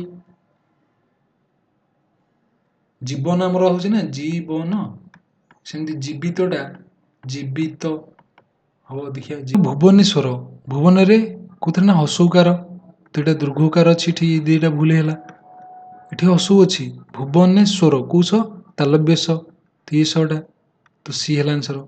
ସେମିତି ଗୋଲକ ବିହାରୀ, ତ ସେଟା କ'ଣ ଗୋଲକ ବିହାରୀ, ରରେ ଦୀର୍ଘଇକାର, ଗୋଲକ, ଗୋଲକ ବିହାରୀ, ତ ଏଇଟା ଦେଖ ଗୋଲକ ବିହାରୀ, ଏଇଟା ଭୁଲ, ଗୋଲୋକ ଏଇଟା ଭୁଲ, ଏଇଟା ଠିକ୍ ଅଛି। ଗୋଲୋକ ବିହାରୀ ଏଠି ଦୀର୍ଘଇ ଅଛି, ପୁଣି ଏଠି ଉକାର ଅଛି, ଗୋଲୋକ ବିହାରୀ। କାଳନ୍ଦୀ, କାଳିନ୍ଦୀ, କାଳନ୍ଦୀ, କାଳିନ୍ଦୀ କୋଉଟା ଠିକ୍? ତ କାଳିନ୍ଦୀର କୋଉଟା ନା ପ୍ରଥମଟା ଠିକ୍, ଳରେ ହସେଇକାର, ଅନ୍ଧରେ ଦୀର୍ଘଇକାର, ବୁଝିହେଲା। ଇଏ ତିନିଟା ବି ଭୁଲ। କାଳିନ୍ଦୀ, କାଳିନ୍ଦୀ ଚରଣ ପାଣିଗ୍ରାହୀ, କାଳିନ୍ଦୀ, ଜାଣିହେଲା। ଆଉ କେତେଟା ଲିଷ୍ଟ ଯଦି ଦେଖିବା, ଏଠି ଦେଖ ଯମ କୋଉ ଜ ନା ମ ଜ, ଯୋଉଟା ଜାଣିହେଲା। ଜନ୍ତୁପତି ଏଠି କୋଉ ଜ ରହିଛି ଜାଣି ହେଉଛି, ବର୍ଗେ ଜ। ଏଠି ଜୀବିତ ଦୀର୍ଘଇକାର ହସେଇ ହେଲା। ଜ୍ୟେଷ୍ଠ, ଏଠି ଜ୍ୟେଷ୍ଠ ଏଇଟା ଭୁଲ, ଜ୍ୟେଷ୍ଠ କେମିତି ତ୍ରିଭୁଜ। ତାପରେ ଏଠି ଅଛି ତ୍ରୁଟି, ତ୍ରୁଟି, ତ୍ରୁଟି କେମିତି ଜାଣି ହେଉଛି, ହସେଇ ବି ଦିଘେଇରେ ବି ହେଉଛି, କିନ୍ତୁ ଏ ତ୍ରୁଟି ଭୁଲ। ଦୀପ୍ତି ଦୀର୍ଘଇ, ସେଟା ଦୁର୍ଗା ହସଉ, ଦୀର୍ଘ ହବନି, ଜାଣିହେଲା। ଦୁର୍ବା ସେଟା ଦୀର୍ଘ ହବ, ଦୁର୍ବା। ଦ୍ରୁତଗାମୀରେ ତରେ ର ଫଳା ହସଉ, ଦ୍ରୁତଗାମୀ ଦୀର୍ଘଇ ପୁଣି। ଦ୍ୱନ୍ଦ୍ୱ ଦିଟା ଏକରେ ବ ଫଳା। ଧନିକ ହସେଇ, ଧୂମପାନ ଦୀର୍ଘକାର, ଏଠି ର ଫଳା ରହିବନି। ନିରୂପଣ ଦୀର୍ଘ, ନିଚ ପ୍ରଥମ ଚ, ନିରୋଧ ଦୀର୍ଘଇ। ପତିତ ପାବେନି, ଏଇଟା ଭୁଲ, ପତିତ ପାବନି, ପ୍ରଚୁର ଜାଣି ହେଉଛି ର ଫଳା ଚରସୁ ପ୍ରଚୁର। ଅନୁଗ୍ରହ ଗୃହୀତ ଦୀର୍ଘଇ ଆବଶ୍ୟକ ଆବଶ୍ୟକୀୟ ନୁହଁ ସେଟା ଆବଶ୍ୟକ। ଉଜ୍ଜଳ ବୁଝୁଛି ଜ ତଳେ ଜ ପୁଣି ବ ଫଳା ଏକତ୍ର। ଦାଶରଥୀ ପୌରୋହିତ ପୌରୋହିତ ଏଇଟା ଭୁଲ ପୌର ଓ ଫଳା ଲାଗୁଛି ଓକାର। ଭୌଗୋଳିକ ଓକାର ଲାଗୁଛି ଗୋ ହଉଛି। ସେମିତି ନିର୍ଧନୀ ନୁହଁ ନିର୍ଧନ। ଏଠି ଅହରାତ୍ରି ଏସବୁ ଅହରାତ୍ର ଅହର୍ନିଶ ଦିବାରାତ୍ର। ନିର୍ଦ୍ଦୋଷୀ ସେମିତି କିଛି ନାହିଁ ନିର୍ଦ୍ଦୋଷ ନିରପରାଧ ନିରୋଗ ନିରୋଧ ଶଶିଭୂଷଣ ଏଇଭଳି ରହୁଛି। ୟାକୁ ଟିକେ ଗୋଟେ ଗୋଟେ ଥର ଦେଖିବା ଦରକାର। ଏଠି ଦେଖିବା କୃଷ୍ଣ ବାସ୍ତବିକ ଉଚ୍ଚାରଣ କୃଷ୍ଣ। ଅପରାହ୍ନ ହତଳିଣ ପୂର୍ବାହ୍ନ କ୍ଷୁର୍ଣ୍ଣ ବିଷ୍ଣୁ ଏଣିଛି ଆବିଷ୍କାରରେ କୋଉଟେ ମୂର୍ଧନ୍ୟ ସ ରହୁଛି ପୁରା ପରସ୍ପରରେ ଦନ୍ତେଶ ଏଠି ଦନ୍ତେଶ ମୂର୍ଧନ୍ୟ ସ ଏଠି ବିଷମରେ କଣ ଏଟା ମୂର୍ଧନ୍ୟ ସ। ସେମିତି ବିସର୍ଣ୍ଣ ଏଠି ଦେଖ ବିସର୍ଣ୍ଣ ରେଫ ରହୁଛି ଏଟା ଭୁଲ ଏଠି ଠିକ ରେଫ ରହିବନି। ବିସର୍ଜନରେ ଏଠି ହେଉଛି ଦନ୍ତେଶ। ସେମିତି ସୁଷମାଟା ଦେଖ ସୁଷମାଟା ସର ହସୁ କଣ ଏଇଟା ମୁଦିନେଶ ମରେ ଆକାର। ଅଧିକ୍ୟତାଟା ଅଶୁଦ୍ଧ ରୂପ ତାର ଠିକଟା ହଉଛି ଆଧିକ୍ୟ। ଉତ୍କର୍ଷତା ନୁହଁ ଉତ୍କର୍ଷ। ଐକ୍ୟତା ନୁହଁ ଐକ୍ୟ। କାର୍ପଣ୍ୟତା ନୁହଁ କାର୍ପଣ୍ୟ ବା କୃପଣତା। ପାଟବ ବା ପଟୁତା। ପୂଜାସ୍ପଦଟା ଭୁଲ ପୂଜାସ୍ପଦ ଝିଅ ଫଳ ରହିବନି। ସଂକ୍ଷିପ୍ତ ନୁହଁ ସଂକ୍ଷେପ। ସାବଧାନ ସହିତ ନୁହଁ ସାବଧାନତା ସହିତ। ସୌଜନ୍ୟତା ନୁହଁ ସୌଜନ୍ୟ ବା ସୁଜନତା। ଇଏ ରହିଲା ସୁଧୀର କେତେଟା ୱାର୍ଡ। ଏବେ ଦେଖିବା ସନ୍ ପ୍ରତ୍ୟୟ ସନ୍ ପ୍ରତ୍ୟୟ ଅର୍ଥ ଇଚ୍ଛା ଇଚ୍ଛା କରିବା ଅର୍ଥରେ ଏ ଏକ ପଦରେ ମାନେ ରହୁଛି ଆଉ ଏକ ପଦ ଉପରେ କ୍ୱେଶ୍ଚିନ୍ ପଚାରୁଛି। ପିଇବାର ଇଚ୍ଛା ପିଇବାର ଇଚ୍ଛା ପିପାସା। ଜାଣିବାର ଇଚ୍ଛା ଜିଜ୍ଞାସା। ବୁଝିହେଲା ୟାକୁ ମନେ ରଖିବାକୁ ପଡିବ। ଏଠି ପିଇବାର ଇଚ୍ଛା ପିପାସା ଜାଣିବାର ଇଚ୍ଛା ଜିଜ୍ଞାସା। ଯଦି ଜାଣିବାକୁ ଇଚ୍ଛୁକ ଜିଜ୍ଞାସୁ ପିଇବାକୁ ଇଚ୍ଛୁକ ପିପାସୁ ହବ। ଇଚ୍ଛା ଅଛି ଆକାର ସେଥିପାଇଁ ଆ ରହୁଛି। ଜୟ କରିବାର ଇଚ୍ଛା ଜିଗୀଷା। ହତ୍ୟା କରିବାର ଇଚ୍ଛା ଜିଘାଂସା ହେଲା। ଲାଭ କରିବାର ଇଚ୍ଛା ଲିପ୍ସା। ଏଥିରୁ ଗୋଟେ କ୍ୱେଶ୍ଚିନ୍ ପଚାରୁଛି। ଦେଖିବାର ଇଚ୍ଛା ଦିଦୃକ୍ଷା। କରିବାର ଇଚ୍ଛା ଚିକିତ୍ସା। ଦାନ କରିବାର ଇଚ୍ଛା ଦିଶ୍ଚା। ଆଉ କେତେଟା ସେମିତି ଅଛି ଆର ୱାର୍ଡ। ଶୁଣିବାର ଇଚ୍ଛା ଶୁଶ୍ରୂଷା। ସ୍ପେଲିଂ ଟା ଜାଣି ହେଉଛି ହସଉ ପୁଣି ର ଫଳା ଦୀର୍ଘ ଏଠି ମୂର୍ଧନ୍ୟ ସ। ମୁକ୍ତି ପାଇବାର ଇଚ୍ଛା ମୁମୁକ୍ଷା। ମରିବାର ଇଚ୍ଛା ମୁର୍ମୂଷା ଜାଣିହେଲା। ପିଇବାକୁ ଇଚ୍ଛୁକ ପିପାସୁ। ଜାଣିବାକୁ ଇଚ୍ଛୁକ ଜିଜ୍ଞାସୁ। ଲାଭ କରିବାକୁ ଇଚ୍ଛୁକ ଲିପ୍ସୁ। ବୁଝିହେଲା। ତ ଇଏ ହେଲା ସନ୍ ଧାତୁର କେତେଟା ଶବ୍ଦ। ଏଥିରୁ ଗୋଟେ ନିହାତି ୟାକୁ ମନେ ରଖିଦେବ। ନେକ୍ସଟ ହଉଛି ତିକ୍ତ। ତିକ୍ତ ହଉଛି କଣ ପିତା। ପିତାର ଓଲଟା କଣ ମଧୁର ଲାଗିବା ଦରକାର। ତ ତିକ୍ତ ମଧୁର ତିକ୍ତ ମଧୁର ଘ। ସିନ୍ଧି ପ୍ରଶଂସା ଜାଣିଲେ ନିନ୍ଦା। ବାଳୁତ ବୃଦ୍ଧ। ଶତ୍ରୁ ଶତ୍ରୁ ରହୁଛି ମିତ୍ର ମିତ୍ର କୋଉଠି ଗ ମିତ୍ର। ଚିହ୍ନାର କୋଉଟା ନା ଅଚିହ୍ନା କ ହବ ଅଚିହ୍ନା। ଗତ ଗତ ମାନେ ଯୋଉଟା ଚାଲିଯାଇଛି ଯୋଉଟା ଚାଲି ନାହିଁ। ଅତୀତ ଚାଲିଯାଇଛି ଅନାଗତ ଏଇଟା ଚାଲିନି। ବିଗତ ଏଇଟା ଏଇଟା ବି ପଳେଇଛି। ଆଗତ ଆସୁଛି। ତ ପ୍ରକୃତ ବିପରୀତ କି ଅନାଗତ। ଆଶା ତାର ବିପରୀତ ନିରାଶା। ବୁଝିଗଲା କଣ ହବ ନିରାଶା। ଆଶା ନିରାଶା ତ ଗ। ନିଶ୍ୱାସ ପ୍ରଶ୍ୱାସ ପ୍ରଶ୍ୱାସ କୋଉଠି ନା କରେ ଅଛି। ପ୍ରସନ୍ନ ବିଷର୍ଣ୍ଣ ବିଷର୍ଣ୍ଣ କୋଉଟା ସ୍ପେଲିଂ ଗଟା ବିଷର୍ଣ୍ଣଟା ରେଫ ରହିବନି ତ ଏଇଟା ଭୁଲ ଏଇଟା ଠିକ ଗ। ନେକ୍ସଟ ଯଦି ଦେଖିବା ସେମିତି ବିରସ ବିରସ ଯୋଉଠି ଆନନ୍ଦ ନଥିବ ସରସ ଯେମିତି ସରସ ହବ ତାର ଖ। ପ୍ରାଚୀ ପ୍ରତୀଚୀ ସେଇଟା ପ୍ରାଚୀର। ସେମିତି ଶୁଭକ୍ଷଣ ଅଶୁଭ କ୍ଷଣ ଅଶୁଭ କ୍ଷଣ କୋଉଠି କରେ ଅଛି ଅଶୁଭ କ୍ଷଣ। ଅମୃତ ବିଷ ଗରେ ଅଛି। ଆୟୁଷ୍ମାନ ଆୟୁଷ୍ମାନ ମାନେ ଦୀର୍ଘାୟୁ ହବା ଆୟୁଷ୍ମାନ ତାପରେ ଅଳ୍ପାୟୁ ହେଇଯିବା ମାନେ ଆୟୁଷ୍ମାନର ବିପରୀତ ହେଇଛି ଅଳ୍ପାୟୁ। ଖ ଉଲ୍ଲାସ ଉଲ୍ଲାସ ବିଷାଦ ହବ ତ ଖ ଉଲ୍ଲାସ ମାନେ ଆନନ୍ଦ, ବିଷାଦ ମାନେ ଦୁଃଖ। ଆକର୍ଷଣ ବିକର୍ଷଣ ବିକର୍ଷଣ ଘ। ନେକ୍ସଟ ଏଠି ସେମିତି କେତେଟା ବିପରୀତ ଶବ୍ଦ ଅଛି। ସୁକର୍ମର ବିପରୀତ ଦୁଷ୍କର୍ମ, ସୁଖ ଦୁଃଖ, ସୁଗମ ଦୁର୍ଗମ, ସୁନାମ ଦୁର୍ନାମ, ସୁନ୍ଦର କୁତ୍ସିତ, ସୁଯଶ ଅପଯଶ। ସେମିତି ବୁଝିଗଲାନି, ତାର ଅର୍ଥ ଏପଟେ ଦେଇଛି, ଜାଣିହେଲା ନା ନାଇଁ? ଏଠି ଏପଟେ ଅର୍ଥ ଦେଇଛି, ସୁଗମ ଅର୍ଥ ସରଳ ସହଜ, ଦୁର୍ଗମ କଷ୍ଟସାଧ୍ୟ। ତେଣୁ ଏଠି ଶ୍ରେୟ ଅଶ୍ରେୟ, ଶ୍ରଦ୍ଧା ଅଶ୍ରଦ୍ଧା, ଶିକ୍ଷା ଅଶିକ୍ଷା, ଶୁଭ ଅଶୁଭ, ଶତ୍ରୁ ମିତ୍ର, ଶାନ୍ତି ଅଶାନ୍ତି, ଶୋଭନୀୟ ଅଶୋଭନୀୟ, ଶୁଷ୍କ ଆର୍ଦ୍ର। ଜାଣିହେଲା? ସେମିତି ଏଠି ଅଛି ଆଉ କେତେଟା ଦୁଷ୍କୃତ, ଏଇଟା ଦୁଷ୍କୃତ ଏଇଟା ନେଇ ସେମ୍ ଜିନିଷଟା ରହିଯାଇଛି ଏଠି, ସୁଖ ଦୁଃଖ, ହଁ ଏପଟେ ସେମ୍ ଲାଇନଟା ରହିଯାଇଛି। ନେକ୍ସଟ ଯଦି ଦେଖିବା ଏ ବିଭକ୍ତି ଉପରେ ଅଛି। ବିଭକ୍ତି ଉପରେ କେତେଟା କ୍ୱେଶ୍ଚିନ୍ ଅଛି? ଗାଁରେ ଗାଁରେ ଟଙ୍କିକିଆ ଚାଉଳ ମିଳୁଛି। ଗାଁରେ ରେ ଠାରେ ମାନଙ୍କ ଠାରେ ଆମେ ପଢିଥିଲେ ସପ୍ତମୀ ବିଭକ୍ତି। ରେଖାଙ୍କିତ ପଦ୍ଧତି କି ବିଭକ୍ତି? ସପ୍ତମୀ। ଖରାଦିନ ପଣସ ପାଚେ, ପଣସଟା ପାଚେ, ରେଖାଙ୍କିତ ପଦ୍ଧତି କେଉଁ କାରକ? ପଣସଟା କେଉଁ କାରକ? ପଣସ ପାଚେ ନା, ପଣସ ଏଇଟା ହଉଛି ମେନ୍ କାମ, ତ ଏଇଟା କର୍ତ୍ତା, କର୍ତ୍ତା କାରକ, ଏଇଟା କର୍ତ୍ତା କାରକରେ ଯାଉଛି, ତ କ। ବୁଝିହେଲା? ଏଠି କୌଣସି ଅଭିଳାଷ ନାହିଁ, କି କାହାକୁ ଦାନ କରାହଉନି, କୌଣସି ସ୍ଥାନ କଥା କୁହାହଉନି, କି କର୍ମ କିଛି କୁହାହଉନି। ଖରାଦିନେ ପଣସ ପାଚେ। ବୁଝିହେଲା? ତ ଏଠି କ ହେଲା ଆନ୍ସର। କ୍ଷୀରରୁ ଛେନା ହୁଏ। ରୁ ହେଲା ରୁ ଠାରୁ ମାନଙ୍କ ଠାରୁ, ତ ରୁ ହେଲା ପଞ୍ଚମୀ। କଣ ଅପାଦାନ କାରକ? ଅପାଦାନ କାରକ ପଞ୍ଚମୀ ହବ। ନେକ୍ସଟ ଦେଖିବା, ଏଇଠି କନସେପ୍ଟଟା ଜାଣିଛେ ଯେ କୋଉ କାରକ କଣ ହଉଛି। ଗୋଟିଏ ଦେଇଛି ଉଦାହରଣ, ରାଜା ପ୍ରଭାତରେ ଭିକ୍ଷୁକମାନଙ୍କୁ ରାଜକୋଷରୁ ସ୍ୱହସ୍ତରେ ଗାଈଗୁଡ଼ିକୁ ଦାନ କଲେ।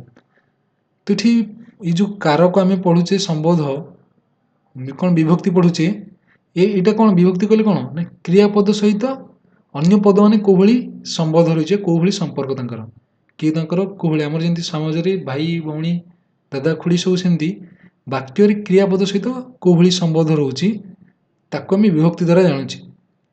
ତ ଏଠି ରାଜା ପ୍ରଭାତରେ ଭିକ୍ଷୁକମାନଙ୍କୁ ରାଜକୋଷରୁ ସ୍ୱହସ୍ତରେ ଗାଈଗୁଡ଼ିକ ଦାନ କଲେ। ତ ଯଦି ପ୍ରଶ୍ନ ଦେଖିବା ଗୋଟେ, କିଏ ଦାନ କଲେ, କିଏ ପଚାରିଲେ ଆସିବ କର୍ତ୍ତା, କର୍ତ୍ତା କାରକ। ଜାଣିହେଲା? ତ ଏଇଟା ହେଇଗଲା କଣ ରାଜା, ଉତ୍ତର। ତ କର୍ତ୍ତା କାରକ। କଣ ଦାନ କଲେ? ଗାଈଗୁଡ଼ିକୁ, କର୍ମକାରକ। କାହା ଦ୍ୱାରା ଦାନ କଲେ? ସ୍ୱହସ୍ତରେ, ତ କରଣ କାରକ। ଆମେ ପେନରେ ଲେଖୁଛେ, ପେନରେ, ପେନ୍ ହଉଛି କରଣ। ଏଠି କାହାକୁ ଦାନ କଲେ? ଭିକ୍ଷୁକ ମାନଙ୍କୁ। ଏଠି ଭିକ୍ଷୁକ ମାନଙ୍କୁ ଅଛି ଦାନ କଲେ, ତ ସମ୍ପ୍ରଦାନ କାରକ, ଦାନାର୍ଥୀ, ସମ୍ପ୍ରଦାନ ମାନେ ପ୍ରଦାନ କରିବା। କେଉଁଠାରୁ ଦାନ କଲେ? ରାଜକୋଷରୁ, ଅପାଦାନ କାରକ। ଏଠି ଷଷ୍ଠୀର କିଛି ନାହିଁ। ତ କେତେବେଳେ ଦାନ କଲେ? ପ୍ରଭାତରେ, ଅଧିକରଣ କାରକ। ସ୍ଥାନାଧିକରଣ କାଳାଧିକରଣ ସପ୍ତମୀ ହୁଏ। ବୁଝିହେଲା? ତ ଇଏ ହେଲା ଏ ଜିନିଷ, ୟାକୁ ଗୋଟେ ସ୍କ୍ରିନଶଟ ମାରିଦିଅ। ଆଉ କିଛିଟା ଆମର ବିପରୀତ ଶବ୍ଦ ଉପରେ କ୍ୱେଶ୍ଚିନ୍ ପଚାରୁଛି, ଆଉ ଗୋଟେ ହଉଛି କଣ ପ୍ରତିଶବ୍ଦ ଉପରେ